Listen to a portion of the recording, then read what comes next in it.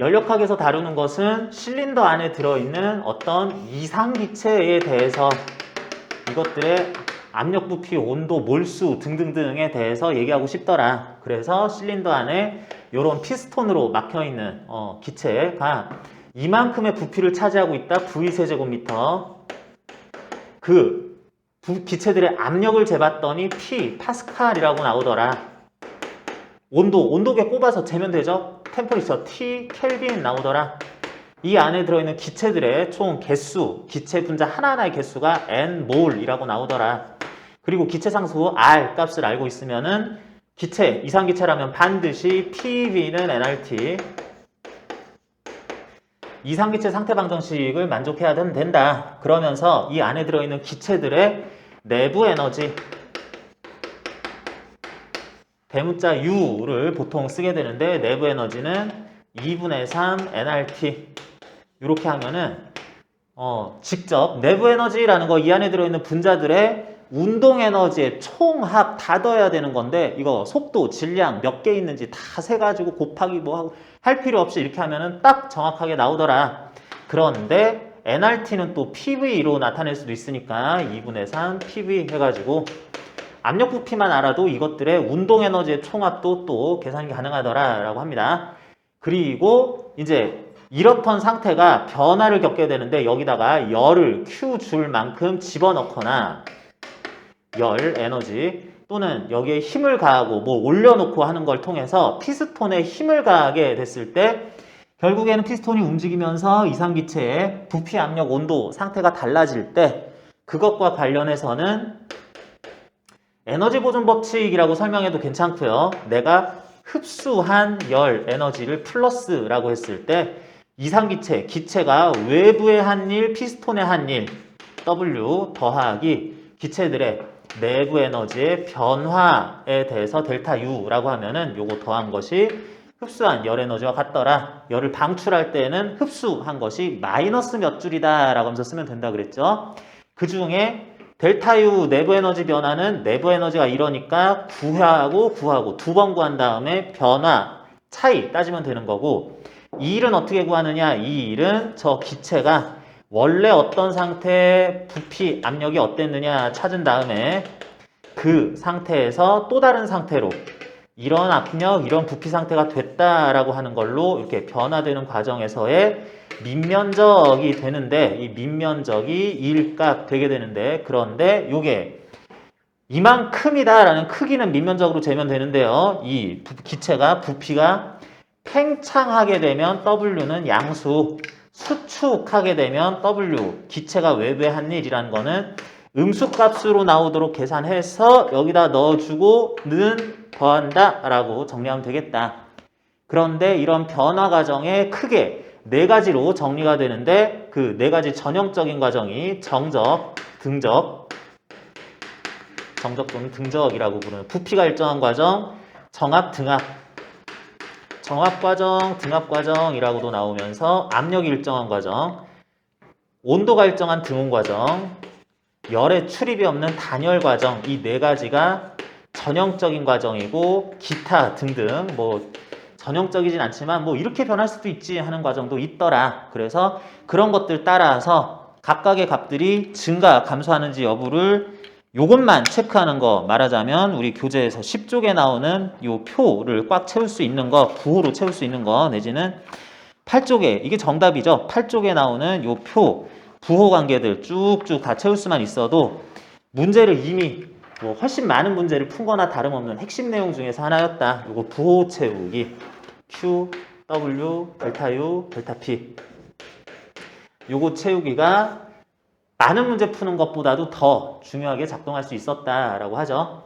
그러면서 여러분들이 문제 풀다 보면은 맨날 이것부터 확인하는 것도 또한 필요하다 하는 것이 어쨌거나 저쨌거나 피스톤, 요 뚜껑이죠. 피스톤이 받는 힘은 항상 R자임으로써 0N으로 딱 떨어져야 된다. 우리가 풀 문제에선 항상 이 조건이 필요하다라는 것도 문제 풀 때 매우 중요하다고 했습니다. 자, 그래서 요것들이 핵심 중에 핵심이고 이걸 이용해서 모든 문제를 다 풀게 되는데 여러분들이 질문하지 않은 문제에서도 상당히 중요한 문제들이 있는데 그런 건 다 뭐 잘 풀 수 있으려니라고 좀 생각을 하게 되고요. 자, 그럼 오늘 본 문제에서 8번, 9번, 10번 보겠습니다. 자, 8번 문제 어떤 박스가 있는데요. 이 박스에 중간에 칸막이가 있어요. 일종의 실린더에 피스톤이 이렇게 막고 있다라고 해도 괜찮은데 어쨌든 A와 B라는 두 칸으로 나눠진 부분에 A칸 왼쪽 칸에는 기체가 어느 정도 잘 들어있고 오른쪽 B는 진공 상태다라고 했습니다. 그랬는데 요 칸막이를 제거를 하게 되면 칸막이를 제거하면 기체가 중간에 이제 진공인 부분에 뚫렸으니까 이게 고르게 퍼진 상태가 되겠다. 자, 그래서 이렇게 되는 과정에서 가에서 나로 되는 동안에 나 상태에서가 더 커지는 건 뭐가 있겠냐라고 할 건데 당연한 건 안 물어보죠. 이 기체가 현재 요만큼 부피를 차지하고 있는데 V1 부피 나중에는 이만큼에 다 퍼져 있다. V2 부피 요거는 V1보다 V2가 당연히 증가할 거다. 이거는 물어보지 않아도 되는 거고 이런 식으로 될 건데 그런데 이런 과정에서 기체가 겪는 게 무엇인지 무슨 일인지 생각을 해봅니다. 자, 기체가 이거를 치우게 되면 요거 싹 치우게 되면은 눈에 보이지 않는 기체와 진공 사이에 경계선이 있었을 텐데 이게 눈에 보이지 않아서 그렇지 기체가 순간적으로 이게 없어지면 쫙 터지는 게 아니라 이때부터 쭉 일종의 팽창을 해서 모든 부분을 채우게 될 거예요. 팽창해서 모든 부분을 채우겠다. 그랬을 때 처음에 요 절반 정도 차지하고 있을 때의 기체의 부피 V1, 온도 T1, 압력 P1, 여기는 기체의 몰수 N몰이라고 합시다. 그러면은 아무 생각 없이 이상기체잖아 그러면은 무조건 이상시 상태 방정식을 만족시켜야지 되는 거니까 P1, V1 압력 부피 곱한 것은 N, R 이상기체 상수, 기체 상수 8.31 줄퍼몰켈빈 그냥 상수니까 숫자 그냥 있으려니 하고요. T1 온도에 대해서 이렇게 된다라고 치자. 그런 다음 전체적으로 부피가 이렇게 되면 아무래도 부피는 V2가 됐는데 압력도 바뀌었을 것 같고 온도 재보면 바뀌었을 것 같고 이래요. 그래서 뭐 여기 몰수 요것들이 퍼진 것 뿐이니까 기체 입자의 개수는 변하지 않을 거다 싶은 건데 이때도 나름 마찬가지로 새로운 P2 압력에 대해서 V2 부피 더 커졌죠. 된 것은 N, R, T2, N 값은 공통 이렇게 써줘야지 되겠네.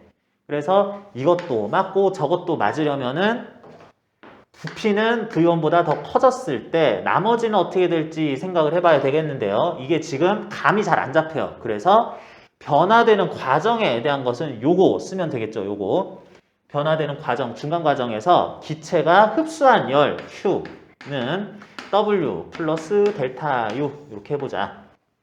그렇게 했을 때 자 일단 W 값이 이게 진짜로 얼마인지도 중요하지만 이렇게 되는 과정에서 이것들이 부호가 뭔지도 확인을 해야 되겠습니다. 먼저 기체가 요만큼 있다가 이거 치우니까 이렇게 커졌어. 그러면 이렇게 커지는 과정에서 열 흡수나 방출이 일어났나? 아니 그냥 이 칸막이만 없애가지고 자연스럽게 커진 거지 더 열을 가한 거나 냉각시킨 건 없잖아요. 그래서 이거는 단열 과정이라고 볼 수 있습니다.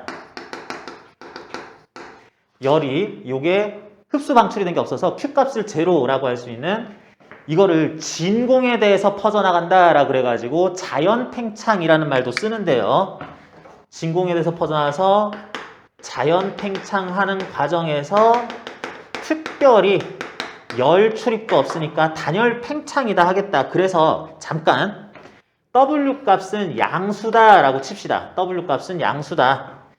팽창 아무튼 하고 있으니까 양수죠. 그러는데 그러면 단열인 거 확인됐다. 제로는 뭐 더하기 뭐 해야 되는데 이게 양수다 그러면 내부 에너지 변화는 0보다 작겠다라고 쓰고 싶은데 요거는 자연 팽창에 대한 얘기라서 원래는 이게 맞아요.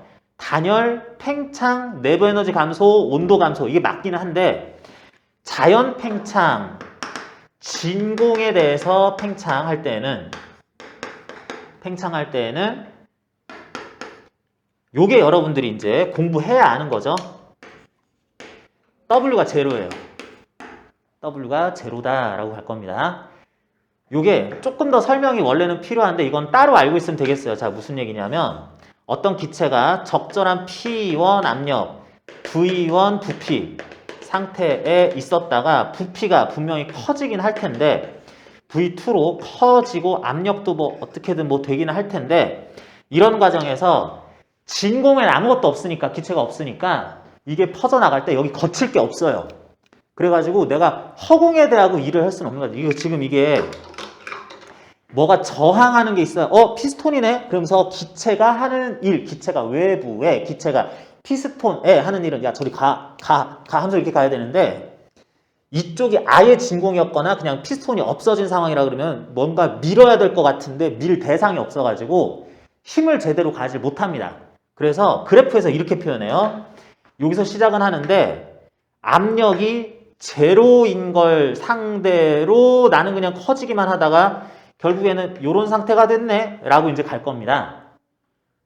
처음 나중 압력은 있지만 그 중간 과정이 허공에 대고 일을 하는 거기 때문에 압력 제로인 걸 상대로 하는 일을 쭉 써주는 게 이런 식으로 돼가지고 기체가 외부에 하는 이 일이라는 것은 PV 그래프에서의 그래프 밑면적 따져줘야 된다라고 그랬는데 요거로 되기는 하지만 이거 밑면적이 제로죠. 그래서 자연 팽창, 진공에 대한 팽창 과정에서 W 값은 무조건 제로로 놓습니다. 그래서 이게 팽창하는 것처럼 보이지만 약간 예외적으로 요거를 0으로 놓겠어요. 그러면 제로는 0 더하기 0 해야 되니까 내부 에너지 변화도 없어집니다. 이게 특이한 점이에요. 이게 특이한 점이 되겠다. 내부 에너지 변화가 없다. 내부 에너지는 2분의 3 nRT, 2분의 3 PV 이렇게 나타낼 수 있는데 내부 에너지 변화가 없다라는 것은 온도 변화가 없다. 이거 다 상수값이니까 숫자니까 그냥 온도 변화가 없다라고 해야 돼서 T1하고 T2가 온도가 같아요. 온도가 같으려다 보니까 요거 똑같아야 되는데 P1, V1은 P2, V2 요것도 같아야 되는데 V1보다 V2는 확실히 커졌으니까 P1보다 P2는 확실히 작아야 되겠다라고 물리량들에 대해서는 비교할 수 있습니다. 그래서 이게 놀랍게도 팽창했는데 부피가 커졌는데 온도가 모든 부분에서 아까랑 전혀 변한 게 없어요. 이 부분 온도랑 전체 부분 온도랑 똑같은 상태가 돼요. 자, 그래서 이렇게 얘기할 수 있어서 8번 온도 가나에서 기체의 온도는 똑같다. 내부 에너지 똑같다. 2분의 3 nRT 값 온도가 똑같으니까 똑같다. 그래서 기억 니은이 다 똑같고 엔트로피라는 말은 여러분 굳이 알 필요는 없는데 뭐 참고사항으로 그냥 이렇게 기체가 차지하는 부피가 커지면은 기체가 존재할 수 있는 경우의 수가 많아지면서 엔트로피는 증가한다라고 할 겁니다. 자연스럽게 변화된 과정, 역과정은 성립하지 않을 거, 비가역 과정일 때 자연스럽게 진행하는 저항 과정은 엔트로피 증가 과정이다. 뭐 이런 식으로 얘기할 건데 이런 거는 엔트로피 증가 과정이다라고 할 거고요. 교과서에서는 요것에 대한 설명은 아주 상세히 하진 않아요. 그런데 이렇게 풀 수도 있다라는 거 기억하고 니은은 확실히 이건 알고 있어야 됩니다. 자연팽창에 관한 거는 조금 예외적인 거라고도 생각할 수 있으니까 8번이었고요. 자, 문제에서 9번 봅니다. 질문사항 9번.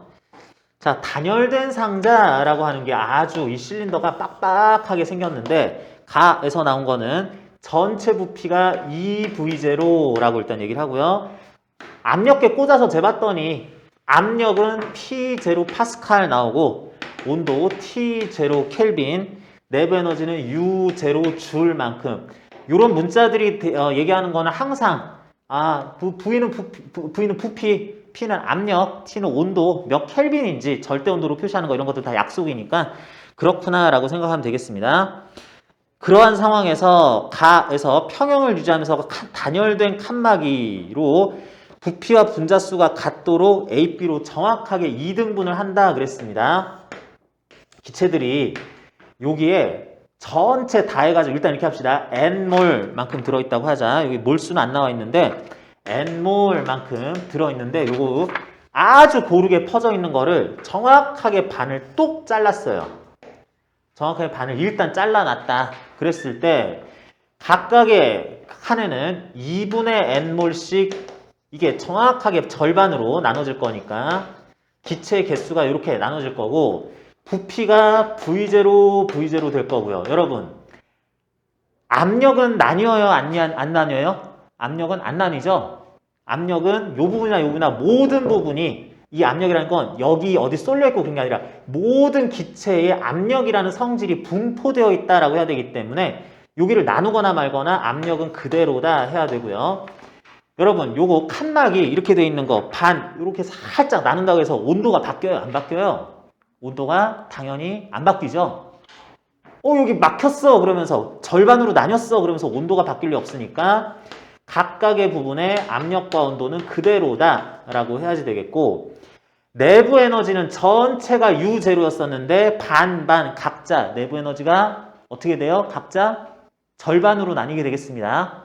여기서의 내부 에너지는 2분의 U0 해서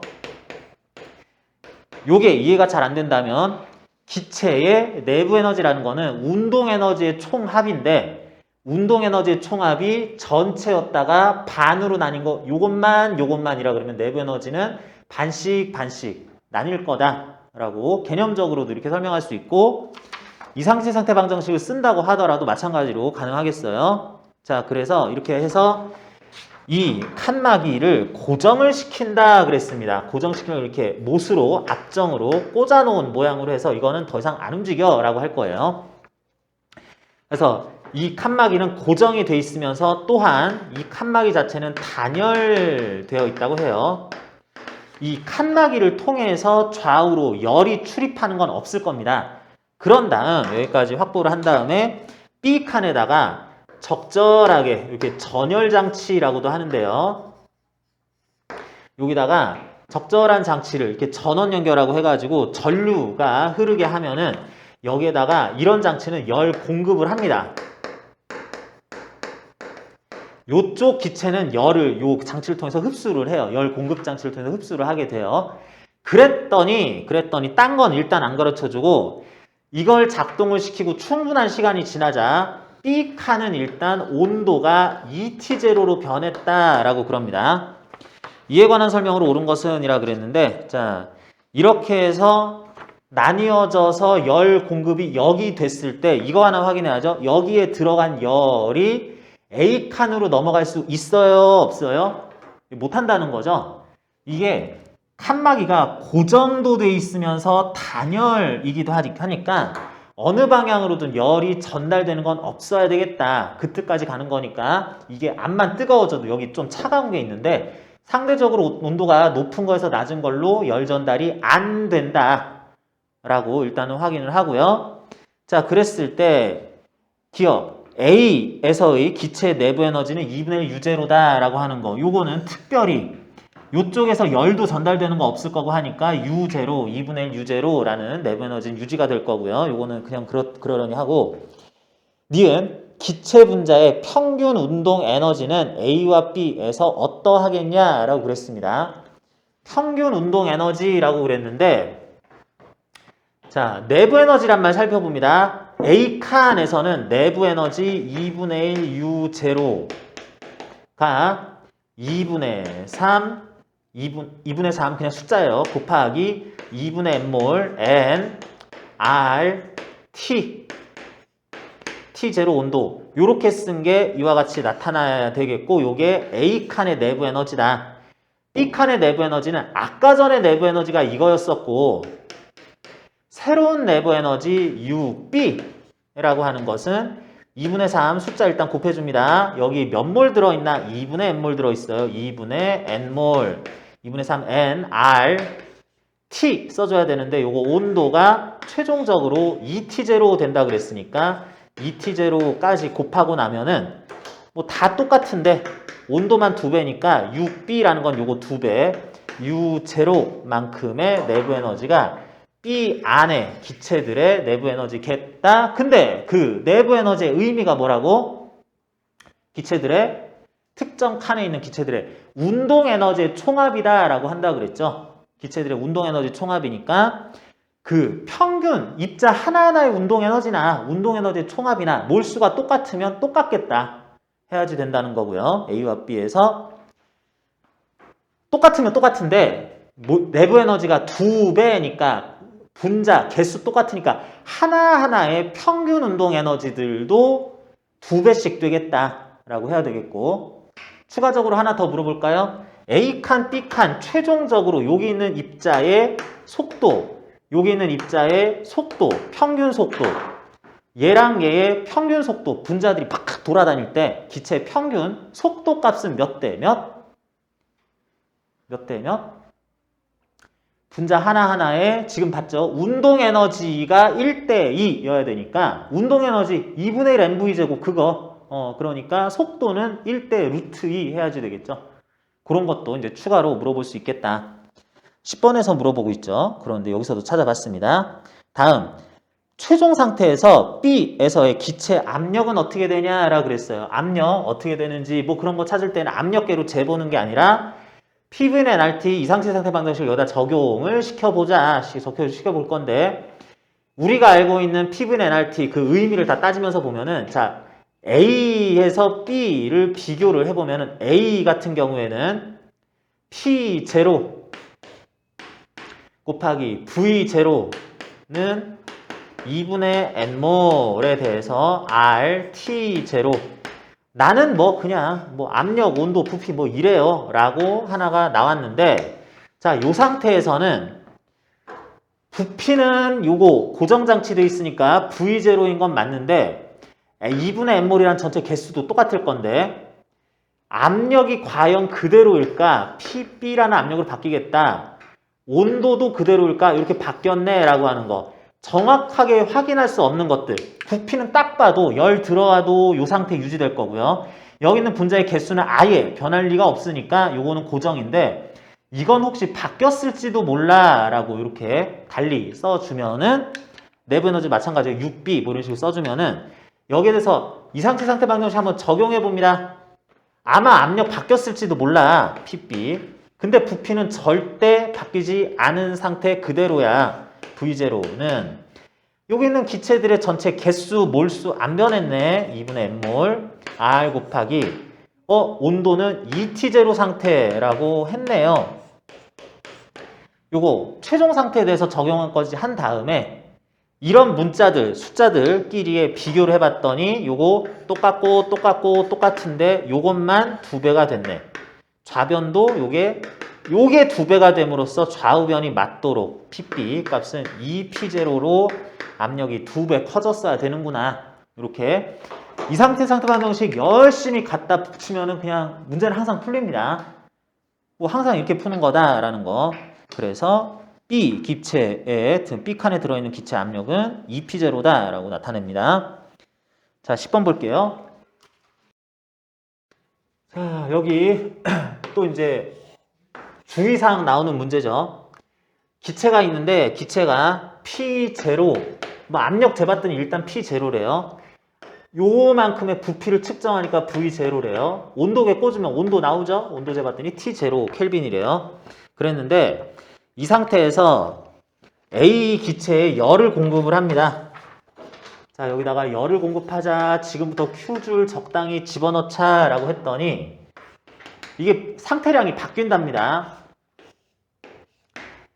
이 기체가 들어있는 박스, 실린더는 부피가 마구 변할 수 있는 뭐 그런 건 아니라서 여기도 나타나는데 V0 전체 부피는 지금도 유지가 되고 있다라고 할 거고요.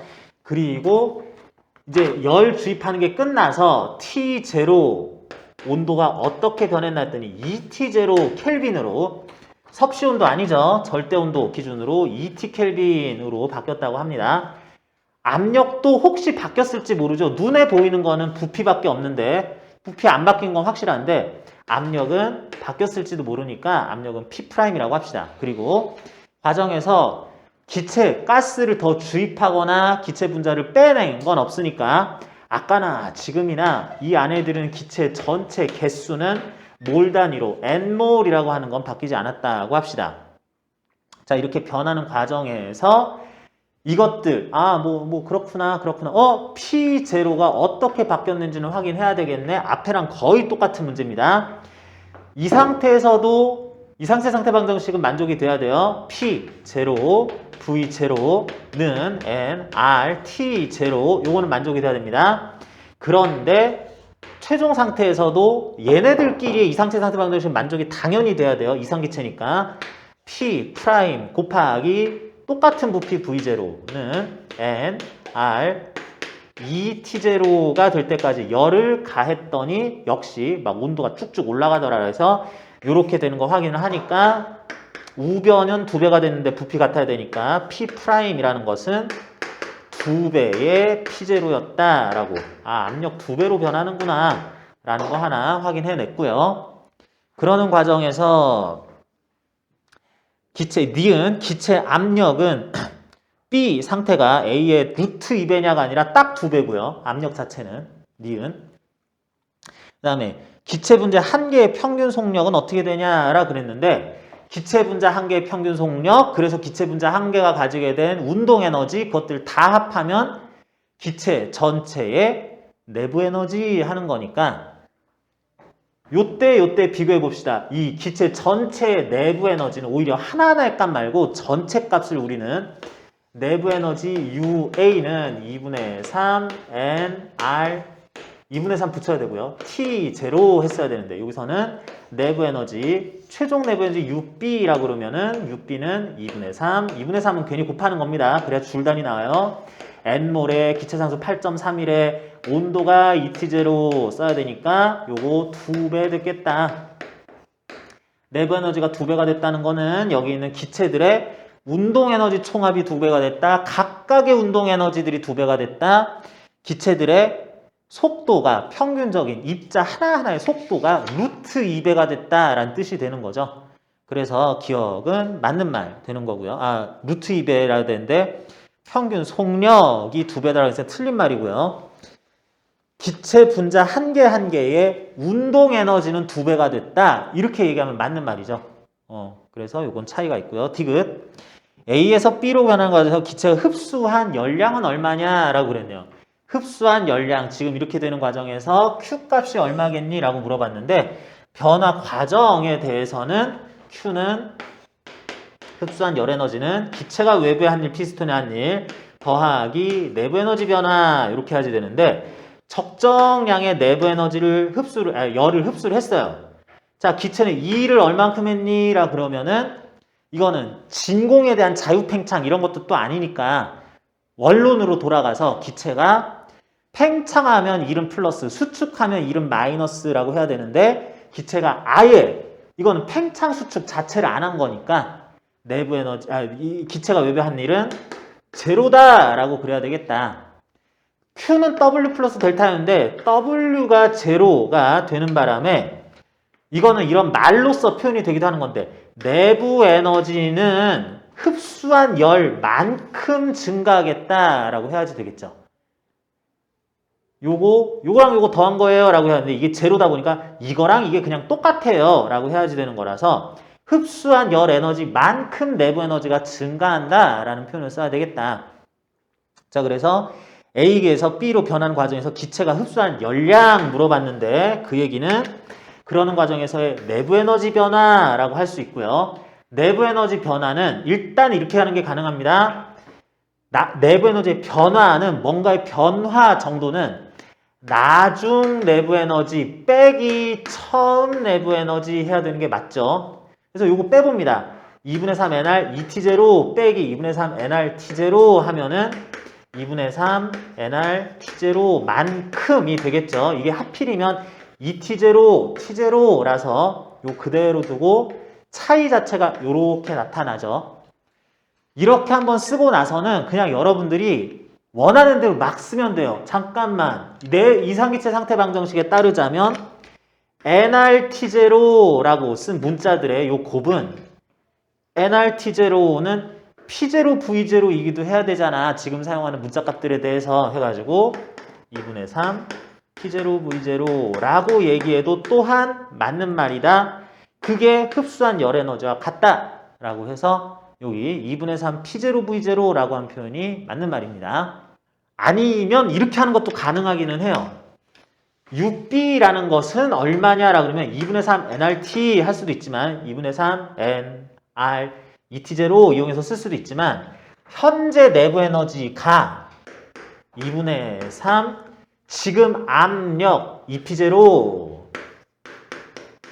지금 부피 V0 해서 2분의 3 2P0 V0 또는 3P0 V0라고 할 수 있고요. 원래 내부 에너지는 얼마였냐라고 했을 때 내부 에너지라고 하는 거는 여기서 이제 2분의 3 nRT 2분의 3 현재 압력 부피를 곱한 거예요 라고 할 수 있어서 2분의 3 지금 압력 P0 부피 V0 그래서 내부 에너지가 원래 요걸로 아예 표현이 됐었다면 요거 빼기 요거 나중값 빼기 처음값 해도 똑같은 값이 당연히 나와야 되기도 합니다. 자, 그래서 이런 식으로 접근할 수 있었다라고 하는 거. 그러니까 거의 여기에서 이제 문제풀이 핵심은 다 설명이 이미 되는 거나 다름없는데 요것들을 어떻게 좀 요령껏 사용할 수 있는지 그게 이제 문제풀이의 뭐 요령이라면 요령이다 하겠어요.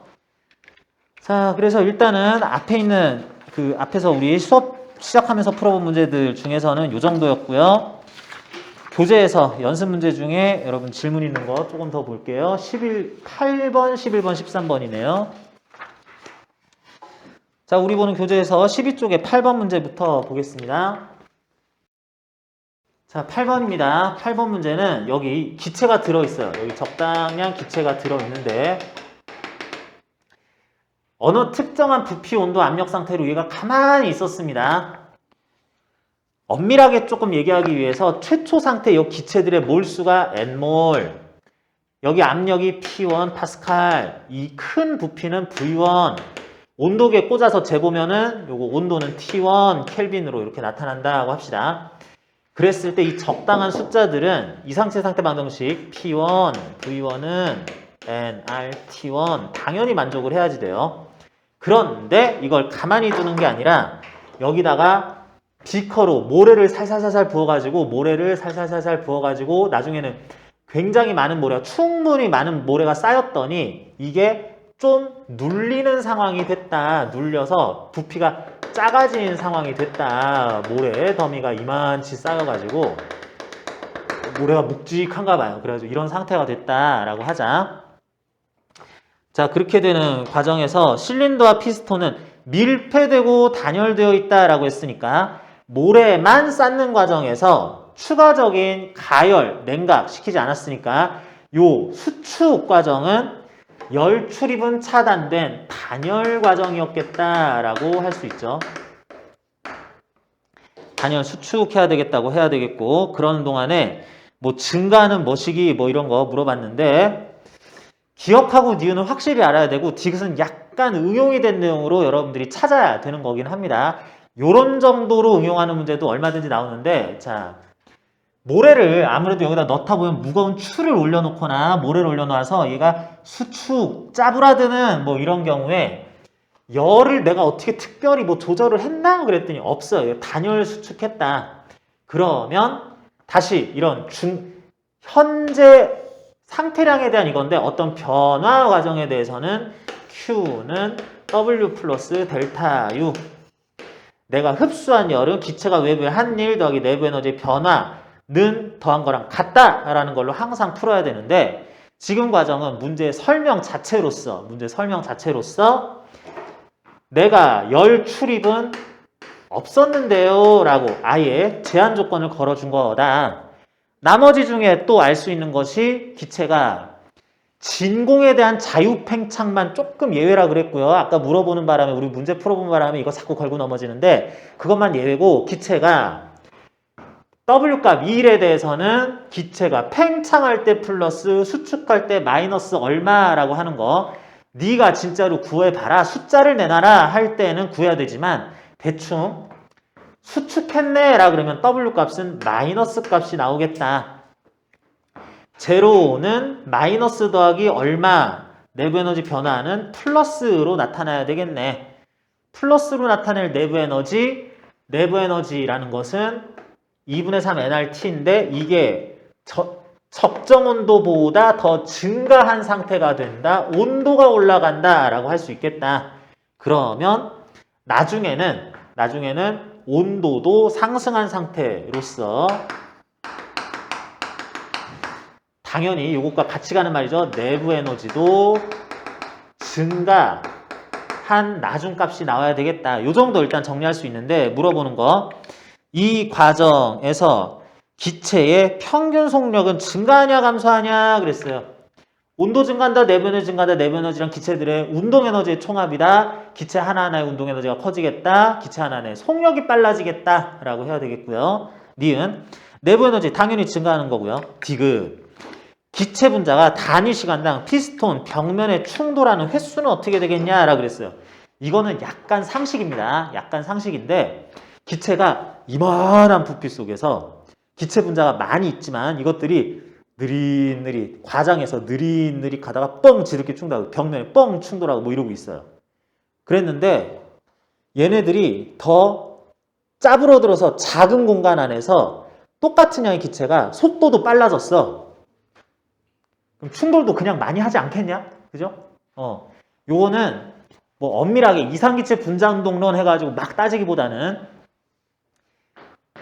교실이 널찍한데 꼬맹이들이 사람들이 막 돌아다니다가 막 돌아다니는 건 아니고 아직은 천천히 왔다 갔다 하다가 어이구 벽이네 어이구 벽 또 만났네 뭐 이러는 거보다는 그러니까 똑같은 공간에서도 얘네들이 더 빠르게 움직이면 벽면하고 충돌도 더 자주 할 텐데 그게 좁기까지 해. 극단적으로 좁아요. 막 돌아다니면 충돌 어마어마하게 자주 하지 않겠냐. 요렇게 되는 식으로 생각하는 게 요거는 간단하게 설명할 수 있는 방법 되겠습니다. 8번의 디귿 뭐 요 설명 때문에 아마 물어봤을 거고요. 11번과 13번 이것도 풀어봅니다. 11번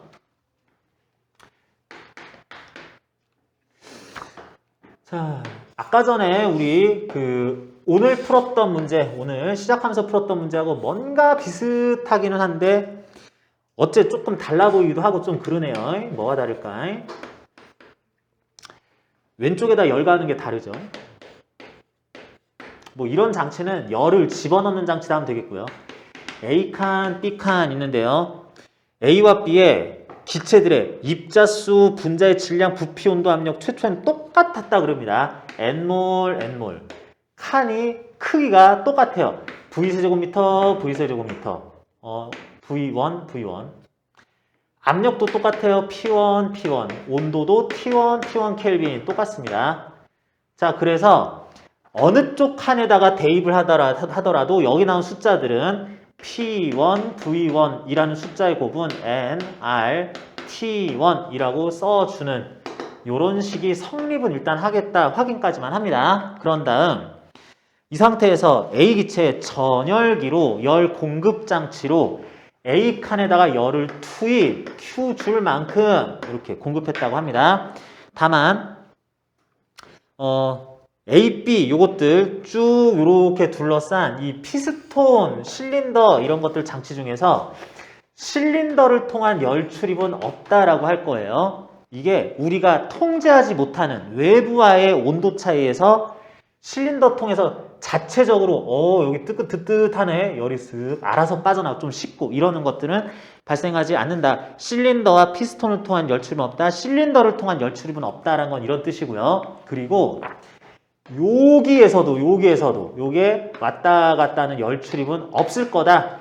여기가 뜨뜻하고 여긴 차가워도 열이 알아서 이쪽으로 넘어가는 건 없을 거다라고 할 거예요. 그런데 오늘 풀어봤었고 질문에서 같이 봤었던 문제와는 조금 다른 점이 이 피스톤은 칸막이, 뚜껑, 피스톤 똑같은 말이죠.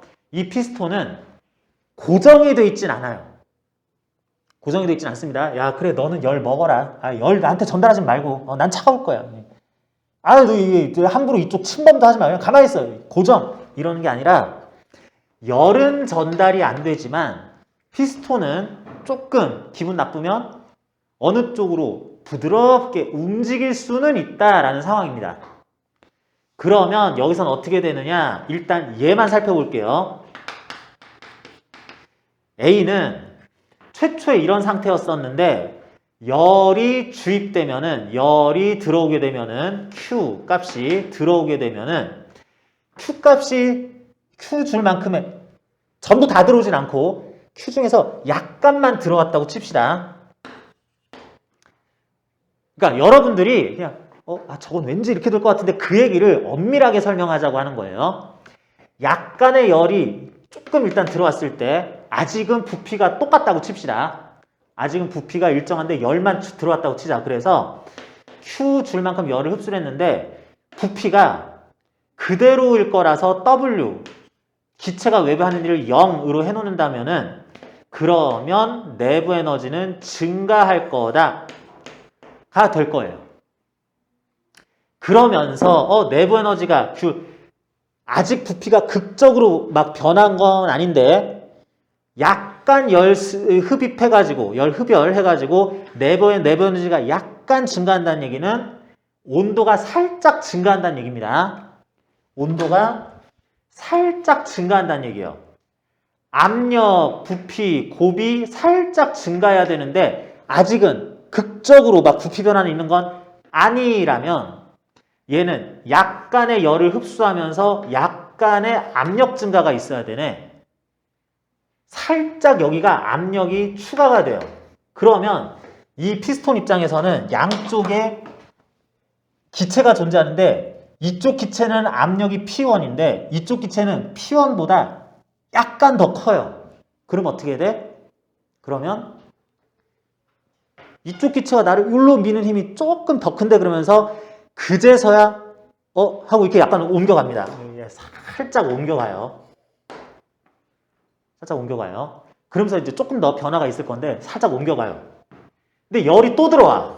그래서 온도 조금 더 올라가. 압력이 이거 더 크네. 그러면서 이게 살짝 해가지고 여기가 압력이 조금씩 더 커. 그러면서 이렇게 피스톤이 이동을 합니다. 그러는 바람에 이쪽에만 열이 자꾸 들어오게 되면은 여기는 열이 특별히 들어간 적이 없으니까 이 피스톤이 저쪽으로 밀려나는 사태가 발생을 하게 될 거예요. 그러면 어떻게 되냐? 원래는 양쪽의 부피가 같았었는데 이만큼 피스톤이 이동하기 때문에 요만큼의 부피가 델타 V라면 A의 부피는 V1 플러스 델타 V로 증가하고 딱 맞게 B의 부피는 V 마이너스 V1 마이너스 델타 V로 같은 변화, 증가, 감소, 총 부피는 일정한데 얘는 작아지겠다라고 해야 되겠습니다. 이쪽에서 압력이 증가하는 것 때문에 밀려서 B는 작아진다라고 그래야 되겠어요. 그러면 A에 대해서 살펴봤는데 B에 대한 관점을 또 봅시다. 저기서 뭐 하는데? 라는 거는 나중 일이고 B는 나는 특별히 어디서 열을 흡수하는 것도 없는데 자꾸 내가 좁아져. 빡세. 막 이러면서 이렇게 좁아지고 있어요. 그러면 B가 겪는 수축 과정은 단열 수축이겠다. 수축이니까 부피는 일정하지 않은 건 확실한데 이게 등온인가 정압인가 잘 모르겠는데 B는 내가 열을 흡수하진 않는 건 확실해. 그러면서 수축하는 건 확정적이야. 단열 수축 중이겠다. 그러면 요거 이제 부호관계 알아보는 거 중요하다고 그랬죠. 단열 수축이다. Q는 W 플러스 델타 U에서 단열 과정이기 때문에 B가 흡수하는 열은 제로예요. 수축이니까 뭔가 B가 외부에 하는 일은 수축될 때 그 기체가 외부에 하는 일은 음수값 취급하자, 마이너스 취급하자 그랬습니다. 그러면 얘는 온도가 반드시 올라가야 돼요. 온도가 반드시 올라가야 됩니다. 내부 에너지는 증가, 온도가 올라가야 된다. A는 점점 단열 수축할수록 온도는 증가하게 된다. 이게 B가 겪는 과정의 개요이다 라고 할 수 있겠어요. 자, 그래서 이렇게 될 건데 여기서 한 가지만 더 쓰자면 이것도 확인 하나 필요합니다. 피스톤이 받는 힘은 결국에는 0N 돼야 된다라고 그랬는데 기억, A 기체 압력은 어떻게 되냐 그랬어요. B 기체는 단열 수축하니까 압력이 증가하는 걸 확인을 했습니다. 여기서. 그랬는데, 그래서 기체가 완전히 수축이 다 끝난 다음에 이 상태의 피스톤은 양쪽에서 받는 압력, 그래서 R자 힘이 0 돼야 돼요. 그러는데 이쪽에서 받을 R자 힘 P1, 요거 면적을 A라고 하면은 P1A 뉴턴 값은 P1 때보다 증가한 상태다. P1 프라임 A 값은 보다 증가한 상태가 된다. 그러면 이게 받는 R자 힘이 0 돼야 되니까 이쪽 기체에 의해서 받는 R자 힘, 이쪽 기체에서 받는 힘도 P1 프라임 A 뉴턴하고 똑같은 크기를 받아야 그 두 힘이 R자 힘 0 되겠다. 얘도 최종적으로 이거랑 압력이 같기는 해요. P1 프라임. 그러니까 P1 압력에서 P1 프라임이 되는 거 증가하는 압력 증가 과정이었다라고 해야 되겠고요. 기억. 니은 B 기체의 오른쪽 기체의 온도는 상승한다. 단열 수축 과정이라서 온도 상승하는 거 아까 전에 확인을 했습니다. 내부에는 상승한다. 플러스 값으로 변한다. 온도 상승한다. A 기체가 B 기체에 한 일은 B 기체의 내부 에너지 증가량과 같다. 뭐 이런 식으로 나왔는데, 자, 요건 말이 조금 어렵습니다. 이거는 문제를 많이 풀어봐야 되는데, A 기체가 B 기체에 한 일이라 그랬는데요. A 기체가 B 기체, 요걸로 보면 이쪽은 실린더니까 이쪽이 외부인데, A 기체가 B 기체에 한 일이라 그러면은 피스톤 자체에 포텐셜 에너지 변화 이런 건 없다고 치면은 A 기체가 B 기체에 한 일은 B 기체가 A 기체에 하는 일과 크기가 같아져요. 이건 실제로 그려봐도 되기는 하는데 지금과 같은 상황에서는 A 기체가 B 기체에 하는 일, 그건 아마 플러스 값 나오긴 할 텐데 B 기체는 나는 그러면 피스톤에 대해서 무슨 일을 했나 했더니 마이너스 값의 일을 하는데 B 기체가 피스톤에 또는 B 기체가 A 기체에 하는 이 일이랑 요거랑 부호가 반대고 크기가 같다라고 합니다. 이건 예외가 있긴 있어요. 피스톤이 올라갔다 내려갔다 하면서 이게 질량도 있고 뭐 이럴 때는 약간 예외도 있기는 한데 좌우로 움직이는 피스톤에 대해서는 A 기체가 피스톤의 외부라고, A 기체 외부는 B 기체, A 기체가 피스톤에 A 기체가 외부 B에 하는 일은 B 기체가 피스톤에 B 기체가 외부, 그 A네, B 기체가 A에 하는 일과 크게 갖고 부호를 반대로 써준다. 이거 팽창하고 이건 수축하니까 이게 양수 이게 음수로 써준다 라고 정리하면 되겠습니다. 그래서 A 기체가 B 기체에 하는 일은 일단은 B 기체가 A 기체에 하는 일 또는 B 기체가 외부에 하는 일과 크기는 같다라고 나올 거예요. 하나 확인했고요. 그런 다음 B는 외부에 대해서 하는 일 더하기 내부 에너지 변화 더하면 B는 단열 수축했으니까 제로 나와야 된다라고 그랬어요. 그럼 뭐야? B 기체가 외부에 하는 일 W 마이너스 값 C인 것은 B 기체의 내부 에너지 변화 플러스 값 나오는 것하고 크기가 같아야 되는데 이게 이거고 이게 그냥 같은 의미고요. 이거랑 A가 B에 하는 일하고 크기가 같다라고 했으니까 결국은 A 기체가 B 기체에 하는 양수값의 일이 B 기체 자체의 내부 에너지 증가량과 같다라는 식으로 연결 최종적으로 요거가 같다라고 되게 돼 있네요. 그래서 A 기체가 B 기체 한 일, 요거는 B 기체 내부 에너지 증가량, B 기체 내부 에너지 증가 변화량과 같다라고 하는 게 맞는 말 되겠습니다. 요게 만만치 않아요. 조금 어렵습니다. 다음 연습 중에서 13번 문제 나온 거 또 봅니다.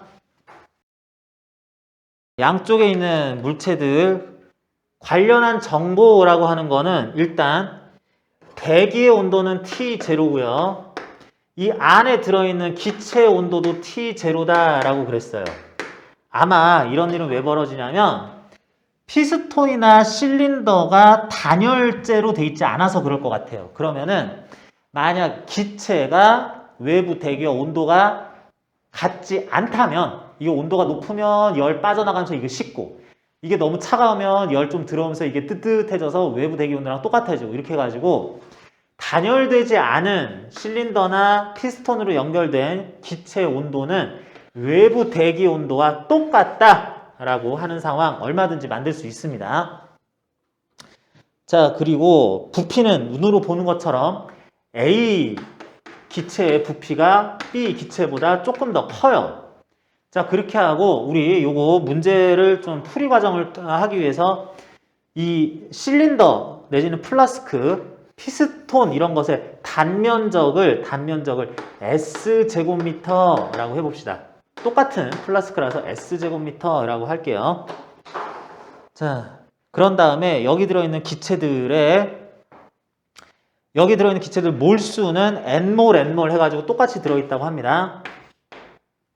부피는 VA, VB가 더 작다. 뭐 이렇게 나타날 적절한 부피가 있다고 할게요. 이에 대한 설명으로 여기서의 압력, 뭐 질량, MA, MB 이런 것들 물어봤는데요. 여기 압력도 또 아직 몰라요. PA 파스칼, PB 파스칼이라고 하자.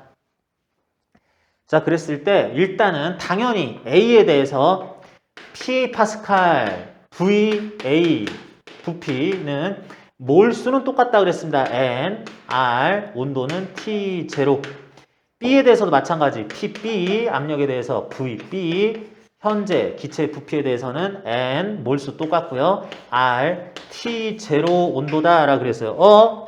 이렇게 놓았더니 각자에 대해서 적당히 문자 넣고 크기 비교하기 위해서 이상시 상태 방정식 써봤더니 NRT0가 똑같은데 PAV, PBB 이게 더 크다. VA는 VB보다는 크다. 그럼 압력은 얘가 더 크겠네.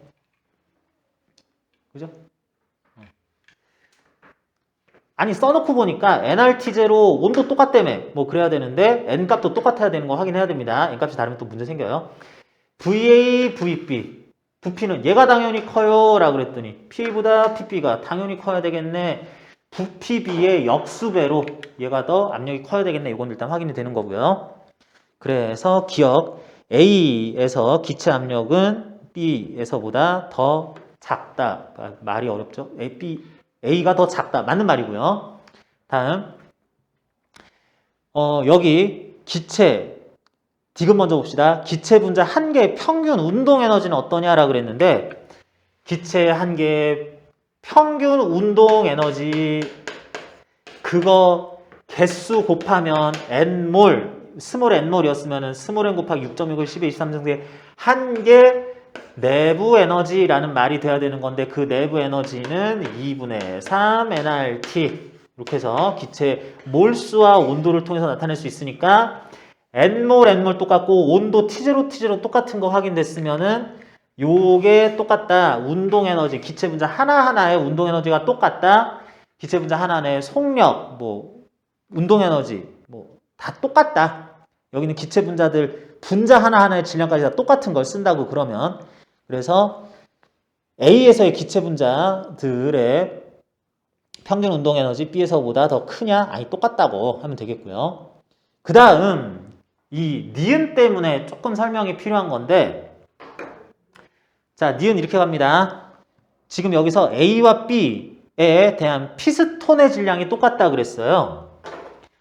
요거 뚜껑 질량이 똑같다고 그랬습니다. 라주 M 킬로그램이라고 할게요. 실린더나 피스톤 이렇게 누워있을 땐 별 상관이 없었는데 피스톤 자체가 그냥 이렇게 움직이면 되니까 이럴 때 이 피스톤이 받는 알짜 힘이 0N이어야지 돼요. 알짜 힘이 0N이어야 됩니다. 알짜 힘이 0N이기 위해서 이게 봐야 되는 거는 요게 받는 힘 다 구합시다. 당연히 질량 M짜리 피스톤은 아래로 중력을 mg 뉴턴 받아야 되는 거고요. 여기 PA 파스칼이 형성되어 있는 그런 압력의 기체와 여기 S제곱미터만큼 닿아 있으면은 기체는 그 기체 덩어리 항상 모든 벽면 피스톤 물체들에 대해서 팽창하려는 방향으로 힘을 가하게 된다. 팽창하려는 방향으로 요거에 대해서는 미는 방향으로 A의 압력 곱하기 PA 곱하기 요거 면적 S 뉴턴을 가하게 된다. 그리고 여기 보면 여기에는 대기라는 기체가 다 있는 거예요. 대기의 압력은 P0파스칼이라고 합시다. 그러면은 대기가 아무튼 팽창하려다 보면 요 피스톤은 누르는 방향으로 P0S 뉴턴으로 밑으로 누르는 효과가 발생하고요. 마지막으로 여기 피스톤에 이거 앞에서 하던 거예요.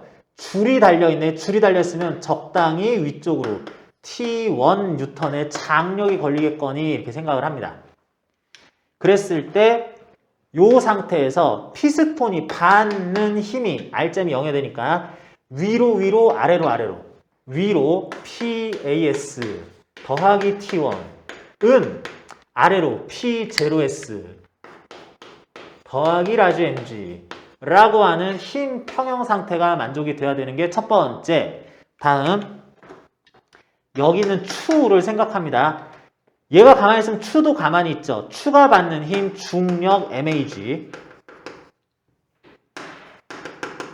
그리고 딴 건 안 달려 있는데 줄 붙어 있네. 그럼 줄에 의해 장력 T1 뉴턴 이게 두 개, 추가 받는 두 개밖에 없는 힘인데 R자 힘이 요 가만히 있네. 0이어야 된다. 요 크기가 같아야 된다. T1은 MAG이다.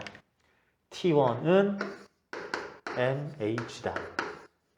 이렇게 써놓고 똑같은 상황처럼 가면서 B에다가도 적용을 하면 이런 식이 되겠네요. B에 대해서는 여기 해당하는 용어들 이제 위로 아래로 그런 거 똑같으니까 B의 압력 PB S 뉴턴 위로 가해지는 힘 그리고 요 줄에 걸렸을 T2 뉴턴은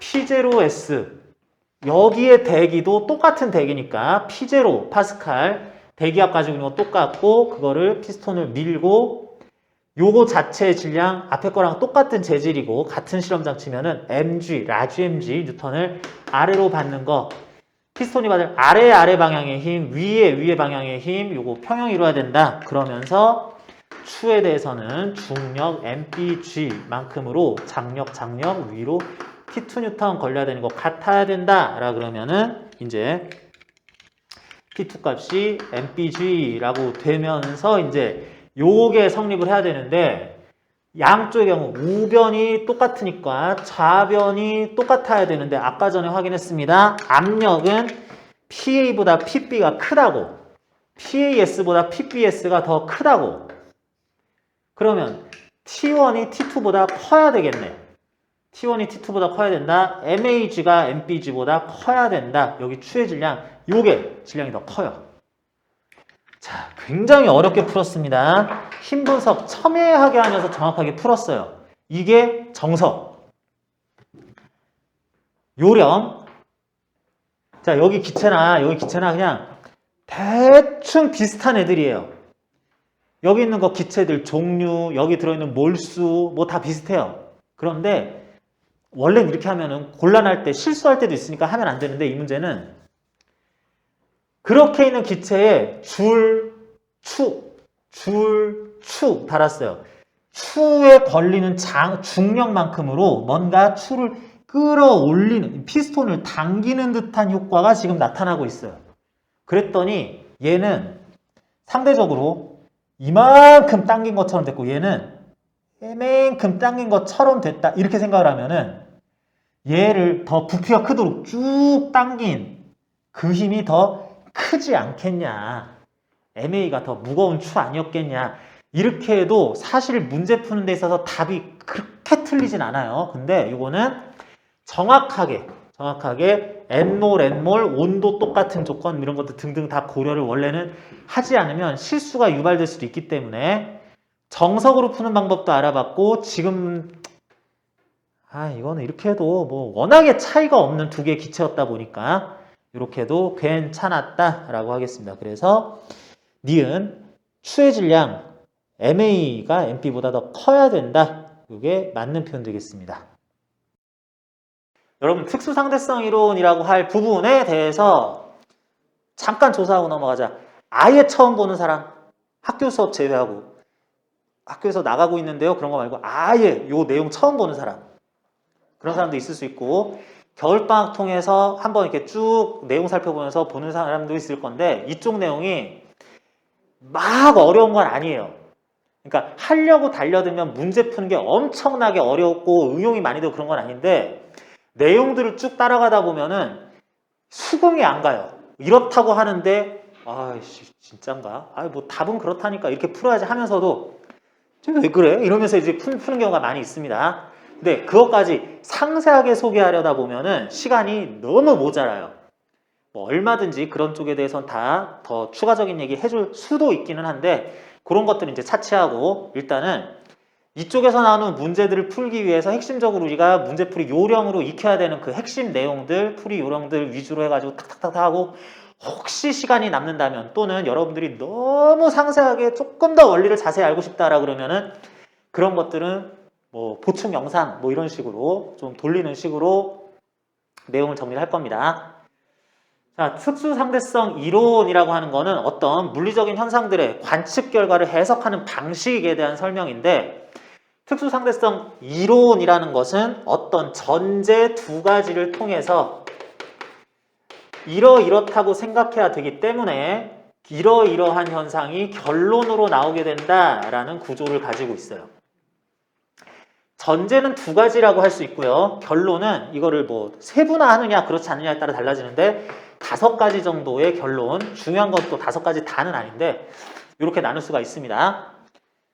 뉴턴 역학에서 전제하던 것과는 약간 다르기도 하고 그거나 그거나 똑같기도 한 것도 있고 그러는데 특수상대성 이론, 아인슈타인의 특수상대성 이론의 전제 첫 번째 상대성 원리라고 하죠.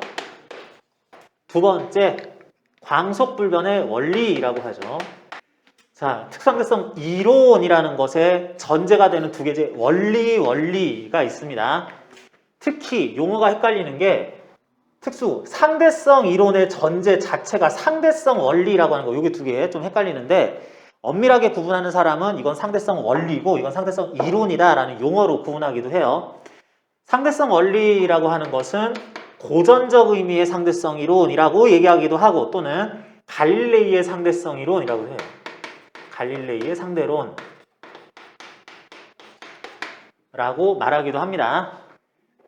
내용에 대해서 이제 잠시 살펴볼 거고요. 그리고 광속불변의 원리라는 이게 아주 특이한 현상인데 이 두 개의 원리는 용어까지도 여러분들이 알아야 되겠죠. 내신 시험에서는 뭐뭐뭐 한 것은 무슨 원리 때문인가, 무슨 원리에 근거하는가 하면서 이제 주관식으로 나올 수도 있기 때문에 또는 그 객관식 문제에서도 뭐랑 관련 있는 것은 해가지고 요 원리요 하는 거 이게 하는 건데 자, 두 가지 상대성 원리와 광속불변의 원리라는 것의 내용에 대해서는 상대성 원리는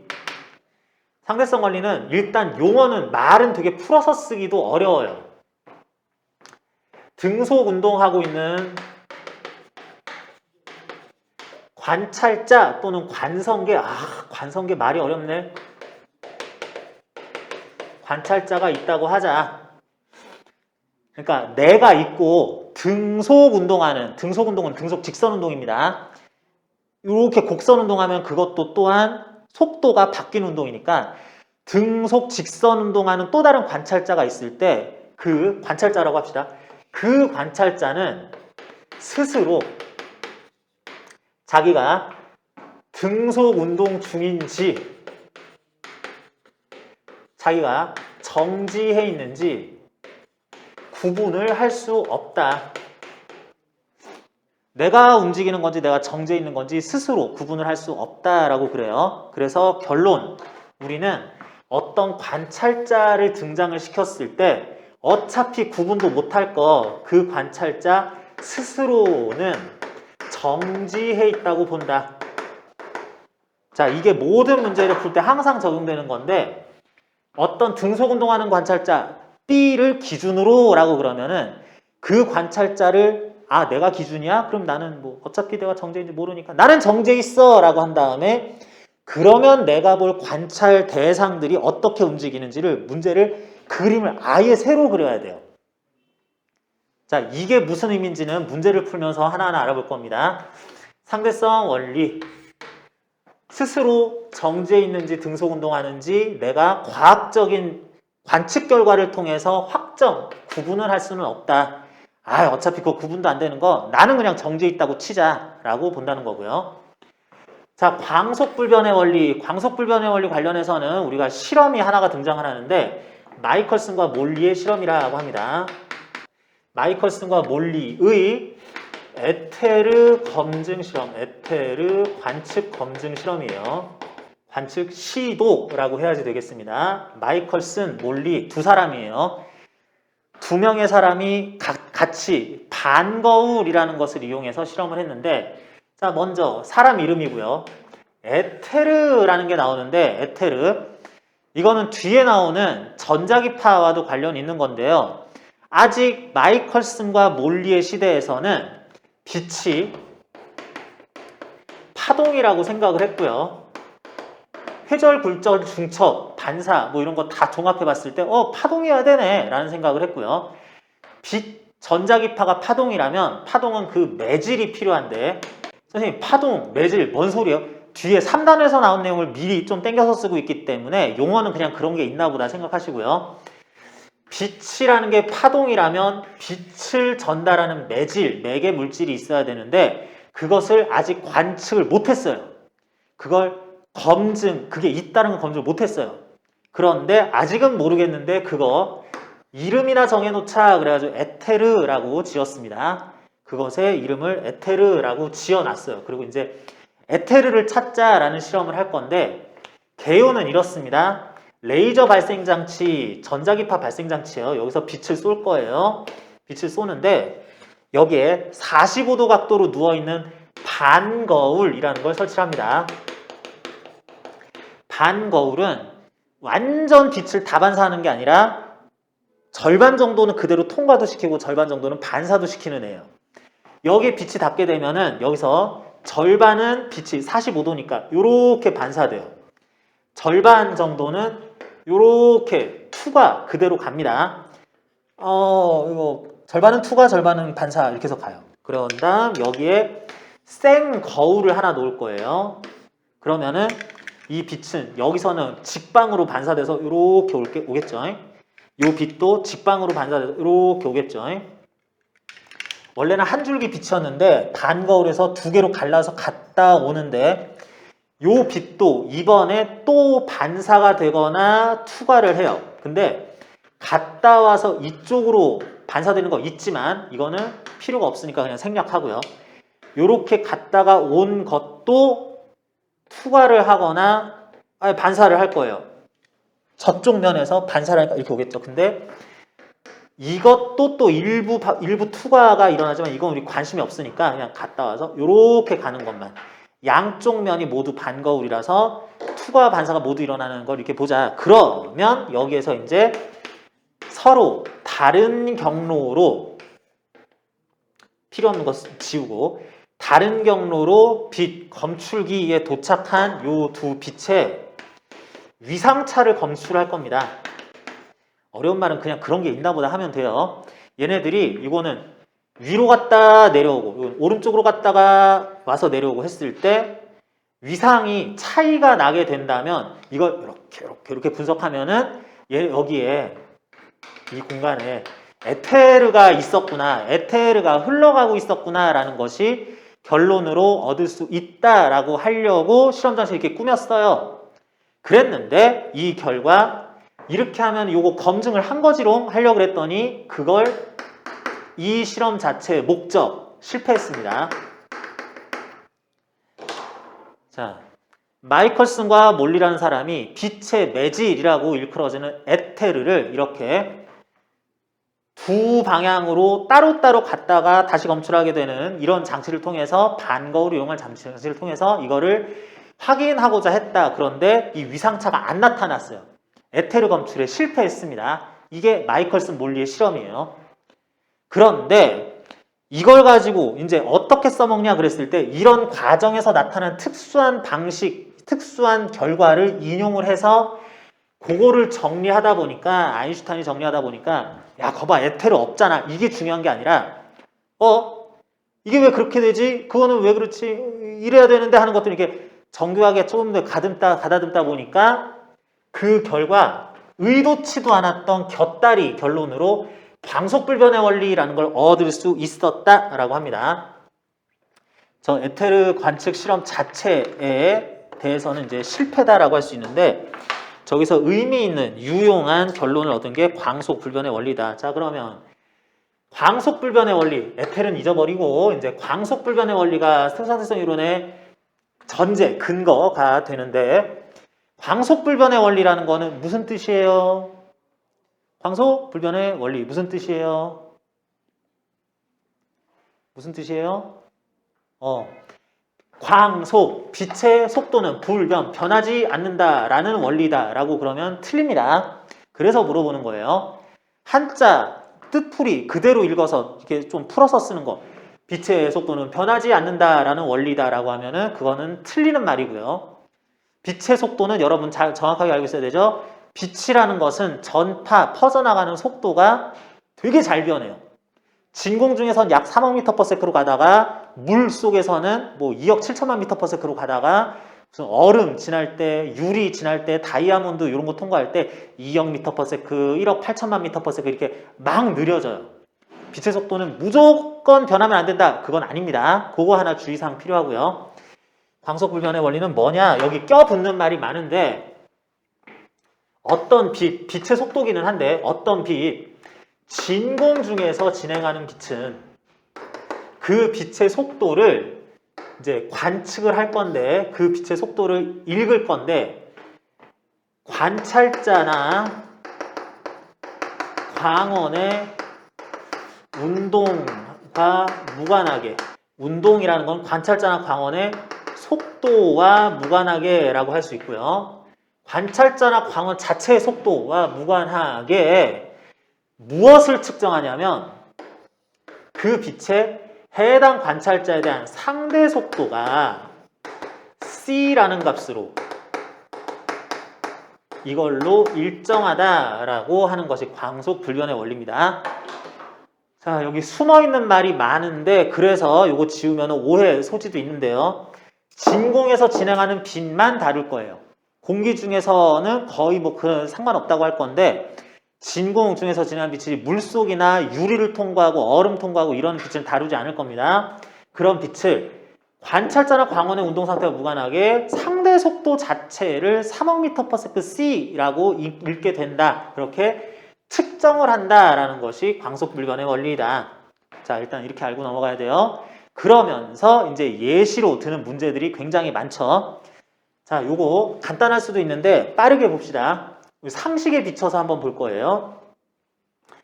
자, 여기 빛 이렇게 공을 던질 수 있는 기계가 있다고 합시다. 공 던지는 기계가 있어가지고 이거는 양쪽으로 공을 던질 수 있어요.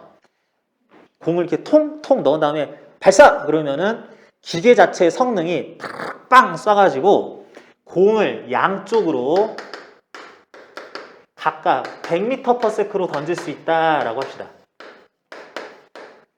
그런 기계가 있고 여기는 사람이 관측을 할 건데 A라는 사람이 정지 상태에서 공의 속도를 관측을 할 거예요. A라는 사람이 있고요. B라는 사람도 등장을 합니다. B라는 사람은 A가 보기에 오른쪽으로 20m/s로 달려가는 사람이에요. 그리고 한꺼번에 다 합니다. 여기 공 던지는 기계가 있는데 공 발사 기계가 있는데 자, 요거는 이미 오른쪽으로 10m/s로 움직이는 기계 수레에 실어서 그런 거에서 같은 성능으로 공을 발사를 할 겁니다. 공 1, 2, 3, 4라고 할게요. 나름 이 기계가 100m/s로 이쪽 저쪽으로 공을 던질 거예요. 자, 요거를 두 명이 다 관찰을 합니다. 당연히 A가 보는 요 공은 왼쪽으로 100m/s로 가는 걸로 보여요. 상대 속도 측정을 할 겁니다. A가 보는 요 공은 오른쪽으로 100m/s로 가는 걸로 보여요. 자, A가 보는 3번 공은 어떻게 움직이는 걸로 보인다? 이미 10m/s로 가는 거에서 100m/s로 던졌으니까 공 자체는 내가 보기엔 왼쪽으로 90m/s로 날아가는 것처럼 보이겠죠? 그죠? 이 기계에 대해서 100m/s로 던졌는데 기계 자체가 10m/s 이렇게 가고 있으니까 이건 어때요? 이거는 10m/s로 가는 거에서 또 100m/s로 던졌으니까 요 공은 오른쪽으로 110m/s로 날아가는 것처럼 보이겠다. 자, 여기까지는 다 되나요? 상식적으로 라는 걸 이렇게 적용을 해봅니다. B라는 사람이 등장을 했어요. B라는 사람은 열심히 앞으로 20m/s로 달려가는 사람이에요. 이 사람이 보기에 1번 공은 내가 측정하는 상대 속도가 얼마로 보여? 왼쪽으로 120m/s로 보이겠죠.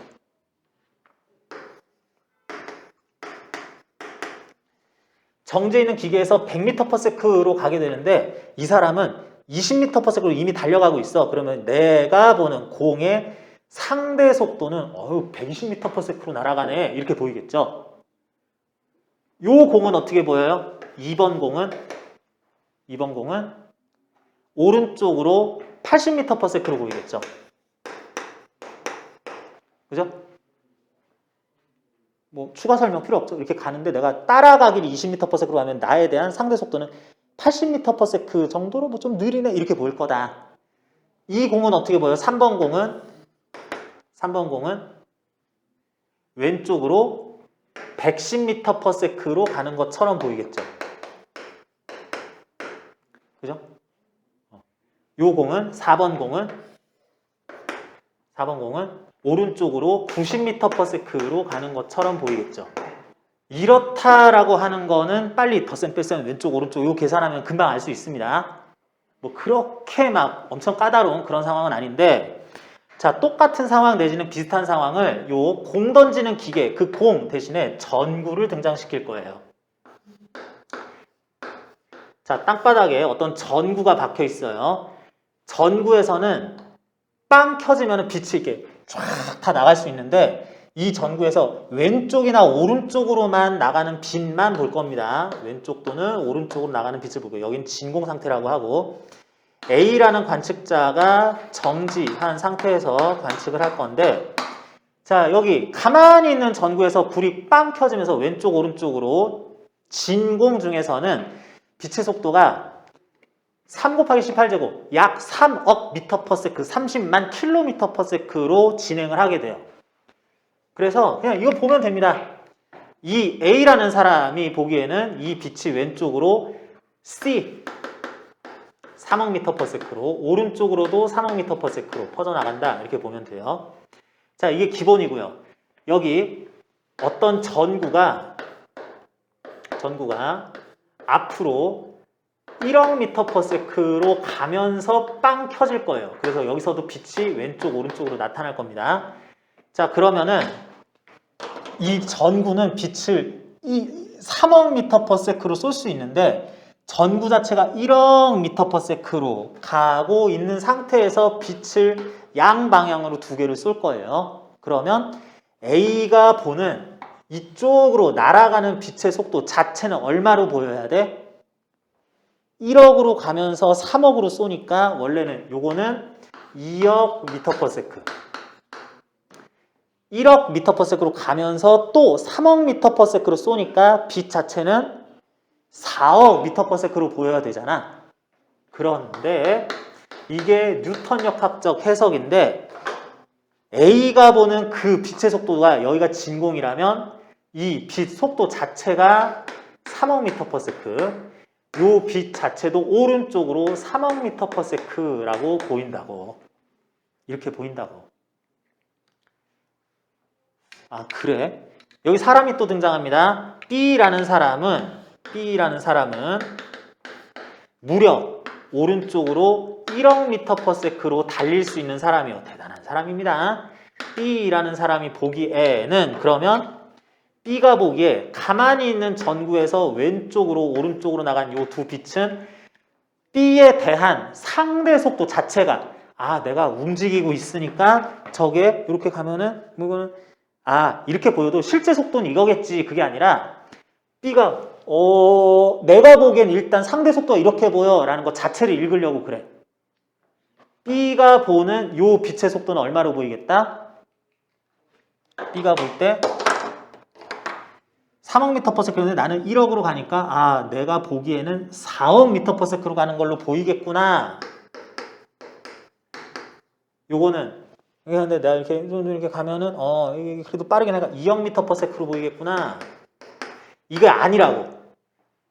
빛이 나에 대해서 상대적으로 3억 미터 퍼 세컨드로 3억 미터 퍼 세컨드로 가고 있구나 라고 보인다고. 나와 같은 방향으로 이렇게 가고 있는 거, 뭐 여기서 나간 빛 자체 어쩌고 해가지고 3억 미터 퍼 세컨드, 3억 미터 퍼 세컨드 뭐 이렇게 하면 됩니다. 1억 미터 퍼 세컨드 아니라도 돼요. 2억 9,999만 9,999 미터 퍼 세컨드로 가고 있을 때 내가 본 요 빛도 나에 대해서 3억 미터 퍼 세컨드, 3억 미터 퍼 세컨드, 3억 미터 퍼 세컨드 해가지고 내가 움직이고 있든 말든 광원이 움직이고 있든 말든 이렇게 움직이는 거에서 또 쐈다. 내가 움직이면서 봤다. 이런 것하고 무관하게 진공에서 진행하는 빛은 누군가가 상대 속도, 빛의 속도 자체를 관측한 결과 자체로서 3억 미터 퍼 세컨드 C로 그런 것들에 따라서 변하지 않고 똑같이 측정되더라 라고 하는 것이 광속 불변의 원리입니다. 일단 이게 여러분 수긍이 가요? 아니면 이해가 돼요? 이해가 되냐라는 말이 되게 어려운 말인데 이해가 돼요? 이해가 안 가면은 그냥 내가 뭘 잘못 알았나 보다 생각하면 된다. 그냥 이게 맞아요. 이게 맞습니다. 근데 이게 진짜 웃기는 게 뭐냐면은 이렇게 되다 보면은 희한한 일이 자, B가 보기에 A가 보기에 요 빛부터 봅시다. A가 보기에는 요 광원 전구가 정지해 있어요. 정지해 있는데 여기에서 빛이 3억 미터 퍼 세컨드로 퍼져나가는구나. 그러면은 A가 보는 광경은 뭐냐면 A가 보는 정지해 있는 전구에서 빛이 퍼져나갈 때 A가 보는 전구는 정지해 있으며 빛이 이렇게 3억 미터 퍼 세컨드로 가는 걸로 보이죠. 그죠? 이렇게 보입니다. 근데 B가 보기엔 어떠냐면 B가 봤을 때 이 전구는 B가 보기에 A가 있고 B가 있고 전구가 있는데 A가 보는 전구는 정지해 있고 B는 이렇게 움직이는 걸로 보이는데 B가 보기에는 A와 전구가 1억 미터 퍼 세컨드로 이렇게 가는 걸로 보이죠. B가 보기에는 A와 전구가 왼쪽으로 자체가 1억 미터 퍼 세컨드로 움직이는 걸로 보이겠다고 B가 보는 상황입니다. 그런데 A는 됐고요. 그렇게 움직이던 전구에서 어느 순간 빛이 3억 미터 퍼 세컨드로 각각 퍼져나가는 거라고 빛의 속도를 본다고 그랬어요. 그러면 B가 보는 이 상황은 뭐야? B가 보는 어떤 전구는 B는 스스로 정지해 있다고 생각을 할 거예요. B가 보는 전구는 1억 미터 퍼 세컨드로 움직이는 데에서 빛을 쏘는데 빛을 양쪽으로 지금 빛이 나왔네. 그럼 빛이 3억 미터 퍼 세컨드로 퍼져나가도록 빛 자체도 관측을 한다고. B가 보기에는. 그럼 뭔 얘기야? 이 전구는 움직이다가 어느 순간 빛을 쏠 건데 이 위치 기준으로 빛은 3억 미터 퍼 세컨드로 가는데 그동안 나는 가만히 있냐? 이 전구는 B가 보기에 1억 미터 퍼 세컨드 조금 느리게 이렇게 간다는 얘기예요. 무슨 말이야? B가 보기에는 전구가 어느 정도 속도로 움직이다가 여기서 빛을 쐈는데 이게 이렇게 가다 보면은 순간 빛을 쏜 순간부터 전구와 빛 사이의 거리가 이거는 가까운 거에 비해서 요거는 비대칭적으로 멀게 보일 수밖에 없다는 얘기죠. 근데 A는 어떻게 본다는 거야? 똑같은 상황을 가만히 있는 전구가 빛을 쐈는데 하면서 어느 순간 쏜 빛이 요만큼 거리일 때 요만큼 이만큼 거리일 때 이만큼으로 하나의 전구에서 쏜 양쪽으로 쏜 빛이 전구와의 거리가 대칭이다. 멀어져도 대칭이다. 멀어져도 대칭이다 라고 생각하는데 B는 전구 자체가 빛을 쏴서 빛은 이렇게 가는데 전구도 이렇게 가는 걸로 보이니까 이쪽이 더 멀다. 이쪽이 더 멀다. 이런 식으로 보이게 된다고. 그래서 얘네들이 관측하는 모든 자연현상이나 그런 상황들은 대칭성에 있어서나 뭐에 있어서나 뭔가 이상해져요. 아니 이거 거리가 이게 더 먼데? 아니야 양쪽이 똑같아. 이런 식으로 관측 결과들이 꼬이기 시작을 합니다. 이런 것도 광속불변의 원리라는 것에 대한 설명으로서 야 이게 이렇게 되니까 네 얘기는 말이 안 돼 라고 비판받는 것 중에서 하나였었어요. 근데 뭐 아인슈타인은 그냥 맞죠. 그냥 항상 맞죠. 자 그래서 광속불변의 원리는 좀 설명이 필요했는데 광속불변의 원리 마이컬슨 몰리 실험에서 일부 중간 과정에서 야 이걸 이렇게 정리하자 라고 따왔다면은 그런 것에 대해 관철하면서 이렇게 설명하고 상황에 대해서 쭉 해석을 하다 보니까 뭔가 되게 어려운 이해하기 힘든 일들이 발생을 하더라. 그렇게 문제가 까다롭겠구나 먼저 생각을 하면서도 여러분들은 이렇게 가면 돼요. 여러분들이 풀 문제에서 뭐뭐뭐뭐에서 발사된 빛을 누가 관측했을 때 빛의 속도를 얼마로 보겠냐라 그러면은 아무 생각 없이 3억 미터 퍼 세크 그러면 됩니다. 그냥 3억 미터 퍼 세크 C예요 라고 그냥 해버리면 돼요. 뒤에서 나오는 문제들 중에서도 뭐 움직이는 기차를 탄 뭐 어쩌고저쩌고해서 기차에서 불빛을 쐈더니 이 밖에서 보는 영희가 보기에는 안에 타고 있는 철수가 보기에는 그 빛의 속도가 얼마나 보이냐 읽지도 말고 C 그러면 됩니다. 3억 미터 퍼 세크 약 3억 미터 퍼 세크 이렇게 하면 돼요. 정답 찾는 건 그렇게 어렵지 않습니다. 14쪽 마이컬슨과 몰리의 실험 빛의 매질이라고 이름부터 정해놓은 에테르라는 것을 관측적 확인을 하기 위해서 실험을 구성을 했다. 밑에 있는 그런 실험 기구라고 할 수 있고요.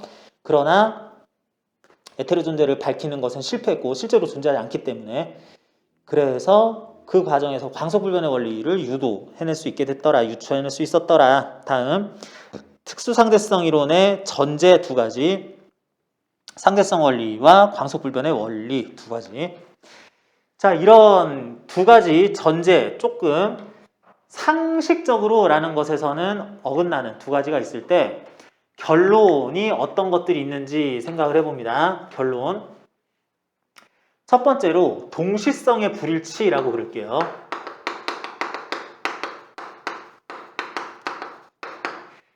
사건 발생이 동시냐 동시가 아니냐라는 것에 대해서 관측자마다 해석을 다르게 한다라는 겁니다. 자, 요것에 대한 예시로 이게 제일 많이 나오죠. 자, 어떤 이 박스 형태로 되어 있는 우주선이 있다고 합시다. 그래서 우주선 타고 여기 진공 공간이고 그랬을 때 여기 A라는 사람이 있어요. 여기에는 우주선을 움직이고 있다라고 생각하는 B라는 사람이 바깥에 있습니다. 우주선 타고 쟤는 저렇게 날아가는구나 라고 생각을 할 건데 맨날 나오는 예예요. 우주선 안에는 천장의 가운데 부분에 A가 보기에 가운데 부분에 전구가 달려 있어요. 그럴 때 이제 B가 보기에는 A가 우선 타고 전구 매달고 운동 오른쪽으로 V라는 속도로 다 같이 이동을 하고 있는데 어느 순간 전구가 반짝 켜질 겁니다. 어느 순간 불이 켜졌을 때 이 전구에서 왼쪽과 오른쪽으로 출발한 빛은 언젠가는 요 벽에 도착을 할 거고 언젠가는 요 벽에 도착을 할 거예요. 그랬을 때 A가 보기에는 가운데 있는 전구에서 불이 켜져서 빛이 나간다. 3억 미터 퍼 세크로 가자. 3억 미터 퍼 세크로 가자. 그러면 이게 가운데니까 왼쪽으로 C, 오른쪽으로 C로 가면은 이 벽면에 도착이라는 두 사건이 A가 보기에는 동시에 이런 식으로 표현하죠. 빛이 양쪽 벽에 동시에 다다를 것이다 라고 하겠어요. 그런데 B가 보기에는 어떻게 보이느냐? B가 보기에는 자, 여기 우주선이 가운데 전구를 매달고 저기부터 오고 있었어요. 그러다가 딱 여기 우주선의 원래는 길이 수축 효과도 생각해야 되는데 B가 보기에 우선의 방, 오른쪽 벽이 여기, 왼쪽 벽이 여기, 전구가 가운데 있는 순간에 이 위치에서 불이 켜져가지고 양쪽으로 빛이 출발을 합니다. 출발을 해요. 그래서 빛이, 왼쪽으로 나간 빛이 이 지점으로부터 C라는 속도로 이만큼 가요. 그러는 동안 당연히 저쪽으로도 빛이 C라는 속도로 똑같은 거리를 가겠죠. 그런데 빛이 이만큼 가는 동안 이 우주선은 놀고 있니? 얘들은 노니? 그게 아니라 그동안에도 빛보다는 느리긴 하지만 V라는 속도로 살짝 이렇게 갈 겁니다. 우주선 전체가, 벽면 전체가 요만큼 이동을 할 거예요. 전구도 요만큼 이동을 해서 전구가 여기로 올 거예요. 빛은 이만큼, 전구랑 벽은 요만큼씩 이렇게 갔더니 어이구, 이 좌표에서 B가 보는 특정 좌표에서 빛이 이만큼 가는 동안에 C라는 속도로 광속 불변의 원리 요 벽면이 이만큼 마중을 나와서 얘네 둘은 벌써 만났어. 빛과 벽면은 만났습니다. 그런데 여기에서 동시에 오른쪽으로 C로 광속불변의 원리 C라는 속도로 가는 빛은 움직이는 광원에서 나왔어도 빛 자체 속도는 C이다. 광속불변의 원리죠. C로 가서 여기 가서 조금만 더 가면 벽이랑 만나겠구나 생각했는데 이 벽이 도망을 가고 있어서 아직 못 만났어요. 얘들은 만났는데. 그럼 어떻게 해? 조금 더 가서 여기 가서 만나야 되죠. 이만큼 더. 그동안 얘도 도망가서 여기서 빛은 오른쪽 벽면과 만나야 된다. 자, 전구에서 나온 어떤 빛이 뒤쪽 벽면과 만난다는 사건, 전구에서 나온 빛이 앞쪽 벽면과 충돌, 만난다는 사건이 A가 보기에는 동시인데 B가 보기에는 우린 만났는데 니네 아직 못 만났네. 이게 먼저, 이게 나중이라고 돼야 되겠네. 결국에 빛과 벽면은 만날 거예요. 만날 건데 그 만나는 두 가지 사건이 저쪽이랑 만나고 이쪽이랑 만나고 하는 사건이 얘네들이 누가 보기에는 동시, 누가 보기에는 동시가 아니다라고. 야, 그 두 사건 동시냐? 그랬더니 동시 맞아. 그랬더니, 아니야. 두 개, 이게 먼저야 하는 게 사건의 동시 여부가 관찰자에 따라 관측 결과가 달라진다라는 게 동시성의 불일치입니다. 자, 요거는 누가 보기에는 무슨 사건이 먼저냐, 누가 보기엔 순차적으로 하냐, 동시냐 동시가 아니냐 해가지고 상당히 문제에서 특수상대성 관련한 문제가 잘 나와. 이거 물어보는 문제가 잘 나옵니다. 그래서 판단을 할 줄 아는 게 되게 중요하고, 당연히 특정 상황에서 기억 니은지구 중에 자, 일단 기억, 뭐하고 뭐는 동시냐? 누가 먼저냐? 누가 보기엔 어떠냐? 물어보고 뭐 길이가 어쩌고 저쩌고 하는 것들 추가로 물어볼 때 늘 등장하는 거다. 그래서 요거를 잘 판단을 해야 되는데, 상세한 얘기는 문제 풀면서 더 검토하면서 연습을 할 건데요. 자, 여러분들은 이렇게 생각합니다.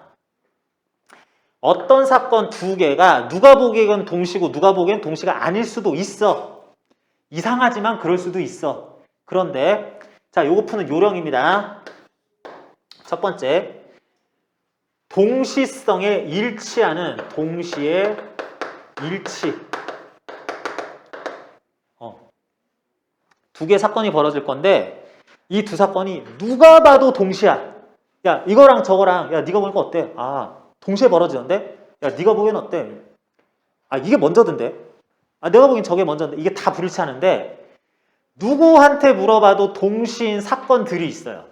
그 사건들은 뭐냐면 특정 관찰자가 보기에 동일 지점에서 동시에 일어난 사건. 동일 지점에서 동시에 벌어진 사건은 누가 봐도 동시에 봐. 자, A가 다시 읽어봅니다. 빛이 여기 가서 벽면과 충돌해요. 빛이 여기 가서 여기서 충돌해요. 이 사건은 A가 보기에 동시이긴 하지만 서로 다른 지점에서 발생한 사건이죠. 그렇기 때문에 이 두 사건은 B가 보기에는 야, 이게 먼저고 이게 나중인데? A가 보기에 이게 동시인데? 이게 갈라질 수 있어요. 그런데 누가 보기에 저 두 사건 동시다! 라고 그랬는데 그게 똑같은 지점에서 벌어진 거야. 그러면 다른 애가 봐도 그거 동시 맞아. 이게 다 일치한다는 겁니다. 일단 그렇고요. 두 번째, 이제 이게 아닌 경우에 동시성에 이제 불일치해야 될 경우는 사건 선후 관계를 어떻게 따지느냐. 자, PQ 사건이 서로 다른 지점에서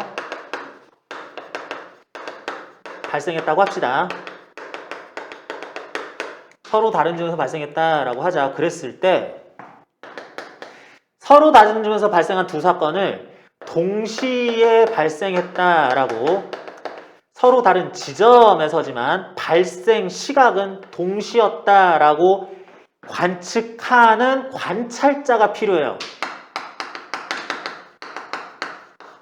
이걸 찾아야 돼요.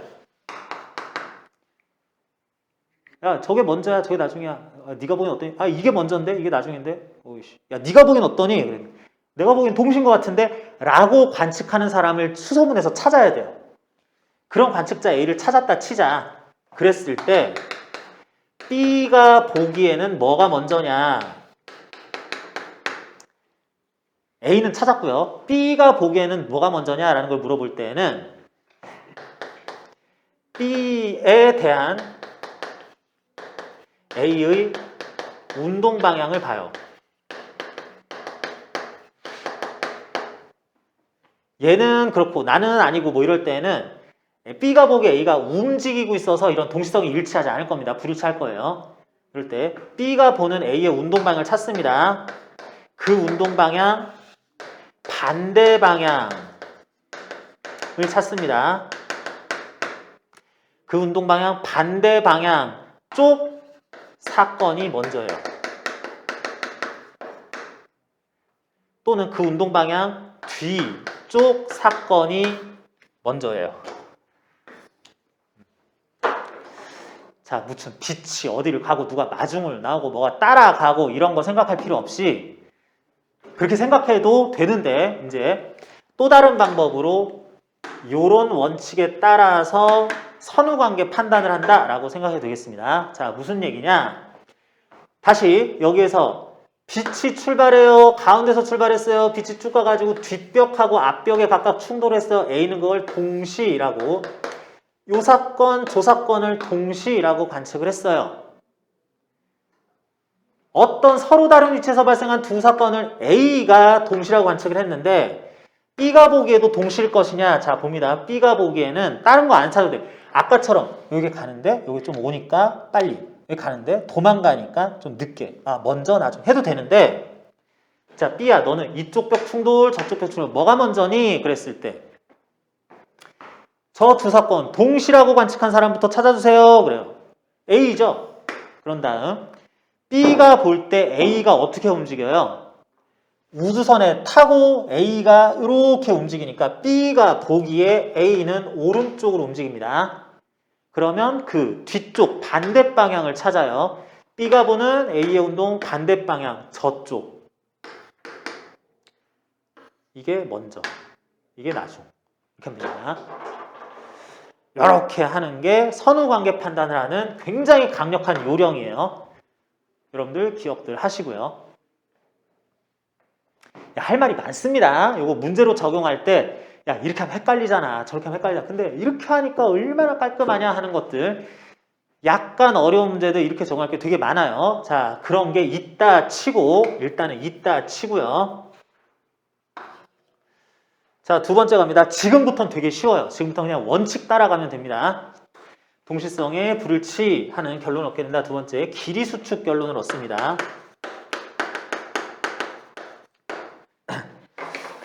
자, 이 길이 수축은 물체의 길이 수축이기도 하고요. 또는 공간적 거리 수축이기도 합니다. 이게 약간 어려운 말인데 물체의 길이가 수축한다 내지는 아예 공간 자체가 수축을 한다라고 해석을 해야 된다라는 얘기예요.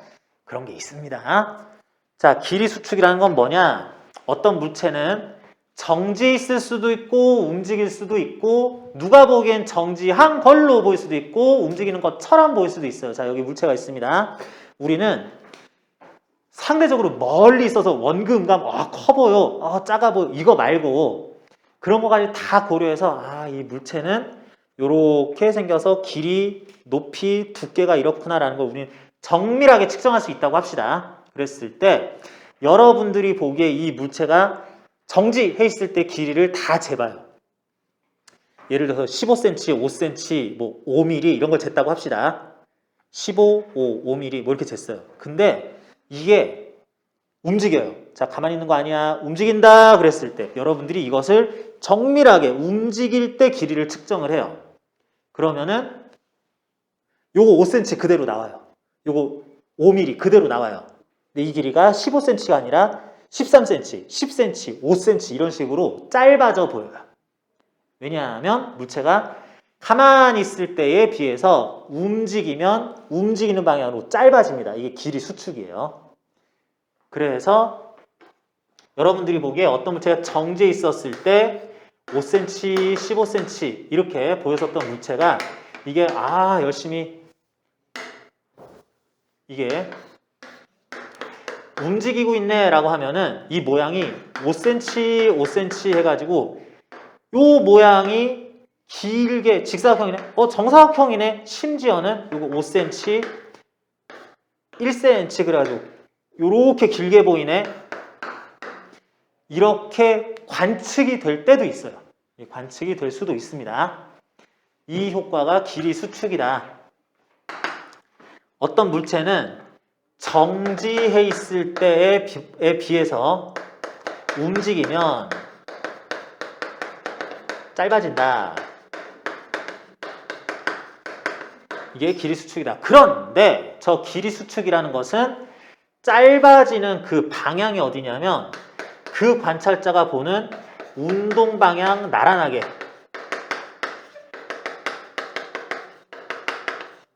뭔 말이냐? 아까 전에 그 물체가 어디 갔냐? 아까 전에 그 물체가 여러분들이 보기에 15cm, 5cm였는데 이게 굉장히 빨라야 됩니다. 엄청 빨리 가면은 이게 10cm, 5cm, 5cm, 5cm 이렇게도 보일 수 있다고. 근데 선생님 왜 자꾸 이건 맨날 5cm예요? 자, 이게 이렇게 가니까 이렇게 움직이는 걸 여러분들 보였을 땐 여기에 나란한 방향으로만 수축이 된 걸로 보여요. 그럼 뭐 이 방향에 수직인 방향, 수직인 방향 이런 방향으로는 길이 수축이 안 일어납니다. 요거 5cm 그대로, 두께도 5mm 그대로라고 볼 거예요. 다만 이 물체가 여러분들이 보기에 아이고 이제 섰다 그런 다음에 얘가 이렇게 움직여요. 그럼 어떻게 보여? 아무리 빨리 움직여도 요 길이는 움직이는 방향에 수직인 방향으로 잰 길이니까 요거는 15cm인데 요 길이가 더 짧아져요. 3cm, 2cm, 1cm 막 이런 식으로. 빠르면 빠를수록 더 작아져, 짧아져 보이게 됩니다. 워낙에 빨리 움직여야 되지만 여러분들이 보기에 내가 가만히 있을 때 이렇게 생겼어요. 내가 이렇게 막 빨리 움직입니다. 그러면 내가 어떻게 보여? 저쪽으로 막 달려가요. 그럼 어떻게 보여? 내 키는 안 작아져요. 내 어깨 너비는 내가 이렇게 갈 때 내 어깨 너비는 좁아지지 않아요. 그런데 어떻게? 배가 더 들어가 보이고 코가 더 낮아 보이게 돼요. 얼굴이 이렇게 찌그러져 보이게 돼요. 그러니까 멈추면은 제대로 다 생겼네 이렇게 됩니다. 내가 여러분들 보기에 이렇게 생겼는데 내가 엘리베이터를 탔어. 엘리베이터 타고 이렇게 쭉 올라가요. 굉장히 빨리 올라간다 치면은 내 코 높이 안 낮아져요. 어깨 너비 안 좁아져요. 배 안 들어가요. 키만 작아져 보여요. 내가 보는 특정 물체의 운동 상황을 봤을 때 그 물체의 사진을 찍은 다음에 요거 내가 보니까 오른쪽으로 운동하네 그럴 때에는 요거 가지고 오른쪽 나란한 방향으로 요거 쭉 따가지고 요렇게 줄인다 라고 생각하면 됩니다. 그럼 이런 모양이 나오겠다 라고 보자는 거예요. 예시도 그냥 하나 듭시다. 자, 내가 어떤 정사각형 모양 색종이를 하나 만들었어요. 정사각형 모양 색종이를 이렇게 해가지고 여기다가 빨간색, 여기다가는 노란색 이렇게 45도 색종이가 정사각형 이렇게 만들었습니다. 이렇게 만들었는데 여기 주변에 사람들이 막 돌아다녀요. A라는 사람은 오른쪽으로 갑니다. B라는 사람은 아래로 갑니다. C라는 사람은 45도 방향으로 이렇게 갑니다. 그랬을 때 A, B, C가 관측하는 색종이의 모양 또는 그 색깔 배치 이런 거 알 수 있겠어요? 알 수 있겠어요? 상상이 돼요? 일단 상상해봅니다. 예상해봅니다. 돼요? 자, 같이 한번 볼게요. A가 보기에는 색종이가, 그러니까 우리는 지금 색종이 기준으로 A가 간다 이렇게 했는데 A가 보기에는 색종이가 왼쪽으로 움직이는 걸로 보여요. A가 보기에는 색종이가 보기에 A가 오른쪽으로 움직여요. A가 보기엔 색종이 왼쪽으로 움직이는 걸로 보입니다. A가 보는 관점이에요. 그러면은 A가 보기에는 요게 이쪽 방향으로 짧아져 보여요. 오려가지고 요거 이렇게 컴퓨터에서 요렇게만 줄이면 돼요. 그러면 A가 보기엔 어떻게 보이겠어? A가 보기에는 요 길이 일정합니다. 똑같아요. 이건 안 변해요. 이 길이가 짜부가 돼요. 적당히 짜부가 됐을 때 요 끝에서 요 끝까지 직선이 이어져 있는 거는 똑같죠? 그럼 요 끝에서 요 끝까지 직선이 이렇게 이어져 있어야 돼요. 이런 모양으로 보여야 됩니다. 이런 얘기도 할 수 있어요. 아랫면에 대한 이 사선의 각도가 45도가 아니라 45도 이상 60도, 75도 이렇게 보이겠다. 이런 얘기도 할 수 있습니다. B가 보기엔 어때요? B가 보기엔 색종이에 대해서 B가 아래로 내려가면 B가 보기엔 그러면 B 스스로는 정지해 있고 색종이가 위로 올라간다라고 생각해야 돼서 위로 올라가는 방향의 모양에 대해 이렇게 줄여야 된다. 이 길이는 건드리는 거 아니에요. 이 길이는 이렇게 하고 이 길이만 이렇게 짧아진 걸로 보이면서 사선 이렇게 했을 때 요 각도가 더 작아져 보이겠다. 이런 말도 할 수 있겠죠. C가 보기에는 어떻게 보여요? C가 보기에는 색종이가 이쪽으로 가고 있는 걸로 보일 것이다. 그럴 때 이쪽으로 가는 걸로 보이는 것에 요 방향, 요 대각선 길이는 그대로 가지고 와요. 대각선 길이는 이렇게 가지고 온 다음에 요 길이가 이렇게 짜부가 되면 이렇게 보이겠죠? C가 보기에는 요거 색종이의 모양이나 색깔 배치가 이런 식으로 이게 둔각삼각형처럼 보이게 된다.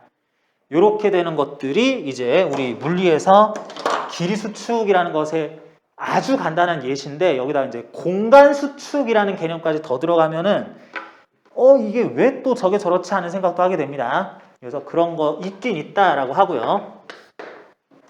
길이 수축. 다음으로 시간 팽창이라는 말을 하나 공부를 합니다. 자, 시간 팽창 빠르게 갑니다. 시간 팽창. 사람마다 각자가 내가 1초, 2초, 3초, 1년, 2년 나이를 먹고 있다, 나의 시간이 가고 있다라는 것들이 다 서로 다르다라고 할 거예요. 자, 어떤 사람이 시간의 흐름을 정확하게 재는 건 상당히 곤란하기 때문에 어떤 모든 사람들은 이 사람이 가지고 있는 아주 정밀한 절대 고장이 안 나는 시계가 있다고 생각하자. 그래서 이 사람이 야 1초, 2초, 자 10초 되면 손 들어봐 그랬을 때 이거 맞추긴 힘들지만 나의 시간 흐름을 정확하게 보여주는 시계가 몇 초만큼 지났다라는 걸 잘 보여주고 있으면 시간이 5초 지났구나, 5.003초 지났구나, 5.000000001초 지났구나 이런 것들을 정확히 잴 수 있다고 치면은 이런 A라는 사람이 시계를 들고 다니고 여기 B라는 사람이 시계를 들고 다닙니다. 그랬을 때 예를 들면 A가 보기에 A의 시간은 10초가 지났을 때 아이고 나의 시간이 10초나 지났구나 이렇게 될 때 B는 A가 보기에 정지해 있다면 B의 시간도 너의 시간도 10초가 지났구나 이렇게 보여요. 내가 보기에 정지한 걸로 보이는 사람은 상관이 없습니다. 근데 내가 보기에 B라는 애가 적당한 속도로 움직여. 그러면은 내가 10초가 지나는 동안에 B는 5초밖에 시간이 안 지나요. 그거 뭐요? 쟤는 5초밖에 안 지났어. 내가 10년 늙을 때 B는 5년 나이 먹고 늙고 이렇게 돼요. 내가 100년 늙었을 때는 50년만 나이를 먹습니다. 수염이 자라는 속도, 생체 반응, 저 개에서의 분자들의 움직임 이런 게 시간이 절반으로 느리게 가요. 왜? A가 보기에 B는 움직이면 그렇다. 이 움직이는 방향은 이건 상관없습니다. 적당한 속도로 이렇게 움직이든 이렇게 움직이든 이렇게 움직이든 그냥 속력이 그러면은 시간은 뭐 이렇게 절반으로 천천히 가는구나 이렇게 보면 돼요. 그런데 문제가 뭐냐면 자 B가 관점 이제 얘네들이에요. B가 보기에는 뭐라 그랬어? 특정 관찰자 스스로는 등속운동 정지자는 구분을 못하니까 나는 정지해 있다라고 얘기를 한다고 B는 스스로 정지해 있다라고 생각을 합니다. 그 지가 지시계 볼 수 있어요. 내 시계가 5초 지났구나 이런 거 보여요. 근데 저기 보니까 B가 보기에는 A가 움직여요. A가 시계 들고 움직입니다. 그러면 B가 보기에는 B 스스로가 5초가 경과하는 동안에 A의 시간은 얼마만큼 진행한다? A의 시간은 얼마만큼 지나요? 10초? 아니고 2.5초 지나요. 이게 쌍둥이 패러독스입니다. A의 시간이 10초 지나는 동안에 A가 보기에 B의 시간은 5초 경과 흘러가는 걸로 보여요. 자, B가 보기에는 난 안 움직여. 나 정지해 있어. 내가 보기에 네가 V라는 속도로 움직이는 거야 라고 B는 관찰하는 대상들을 그렇게 해석을 합니다. 그럴 때 그래 내 시간 5초 지났다. 그런 동안 넌 어떻게 되나 보자 그랬더니 너는 10초나 지나는구나 가 아니라 너만 세월을 정통으로 맞았구나. 왜 이렇게 나이를 빨리 먹니? 그게 아니라 B가 보기에는 A가 역시 넌 나보다 시간이 천천히 가. 2.5초 가는구나. 내가 10초 시간 지나면 너는 5초만큼 나이 먹는구나. 이렇게 돼요. 시간 팽창. 특정 관찰자에 대해서 그 관찰자가 보기에 움직이는 물체 또는 관찰자는 물체, 관찰자, 관성계 이런 것들은 나보다 시간이 천천히 간다. 이건 움직인다라는 사실, 속도, 방향 다 중요한 게 아니라 속력만 있으면 어느 방향이든 무관하게 나보다 시간은 무조건 천천히 간다라고 할 겁니다. 요게 시간 팽창. 동시성의 불일치, 길이 수축, 시간 팽창이 제일 중요해요. 여기 나오는 결론들 중에서 요게 제일 중요하고 나머지들 정지해 있었을 때보다 물체는 운동하면은 이동하고 속도를 가지고 있으면 질량이 더 증가한 걸로 관측이 됩니다. 그렇구나. 이건 문제에서 거의 안 나와요. 질량 에너지 등가 이건 뒤에서 또 나옵니다. 물체 운동 에너지 이건 그냥 안 나와요. 여기서 교재에서 6번 해가지고 써놓은 거는 이거는 안 나옵니다. 실제 시험에서는 안 나와요. 내가 참고사항으로만 적어놓은 거예요. 자, 그래서 특수상대성 이론을 너무 자세하게 공부하는 건 아니고 우리가 여기서 보는 것들은 너무 자세하게 보는 건 아니고 문제는 이런 식으로 풀어. 잘 모르겠으면 일단은 외워. 시험만 일단 보자. 그런데 잘해. 문제 잘 풀어. 또 궁금하니? 그러면 추가 설명을 조금 더 하는 식으로 문제들 출제 가능한 것을 다 보게 될 텐데 상대성 원리라고 하는 용어 광속불변의 원리 관련해서 마이컬슨 원리 실험 광속불변의 원리라는 것의 의미 그래서 발생하는 누가 보는 빛의 속도 어떻게 해서 빛을 쐈는데 누가 봤을 때 어떻게 보인다 뭐 이런 것들 그런 것들 용어와 이제 혼동하지 않는 거 동시성의 불일치가 가장 문제에서 자주 언급이 되고요. 누가 보기엔 뭐가 먼저다, 뭐가 나중이다, 누가 보기엔 동시다, 또 누가 보기엔 이게 먼저다, 뭐 이런 것들. 거기서 조금 더 나가서 누가 보기에는 시간 간격이 어떻게 되냐 이런 것도 물어보는데 그건 많이 나오진 않습니다. 이게 제일 중요하고 학생들도 어려워하는데 연습을 하다 보면은 요거 뒤가 먼저다라고 하는 걸로 다 풀린다는 거. 예외는 아예 없습니다. 믿고 따라오시면 돼요. 예외는 없어요. 이거 사용만 잘하면 돼요. 헷갈리지 않고. 잘못 사용하면 문제 생기는데 그렇다. 길이 수축, 정지해 있을 때보다 움직이면 짧아진다. 운동 방향, 나란한 방향으로 짧아진다. 빨리 움직일수록 더 짧아진다. 그러면 내가 측정하는 어떤 물체의 길이는 언제가 제일 길어 보여? 정지해 있을 때가 제일 길어 보인다. 왜냐면 여기로 갈수록 빨릴수록 짧아지고 이쪽으로 가도 또 짧아질 거기 때문에 운동 방향과 무관하게 정지해 있을 때가 아무튼 어딘가에서 정지해 있을 때가 제일 짧은 거, 제일 긴 거고 움직이면 어느 방향으로 뭔가 짧아지긴 한다. 그럴 때 내가 보기에 정지해 있었을 때 측정되는 길이를 고유 길이, proper length라고 합니다.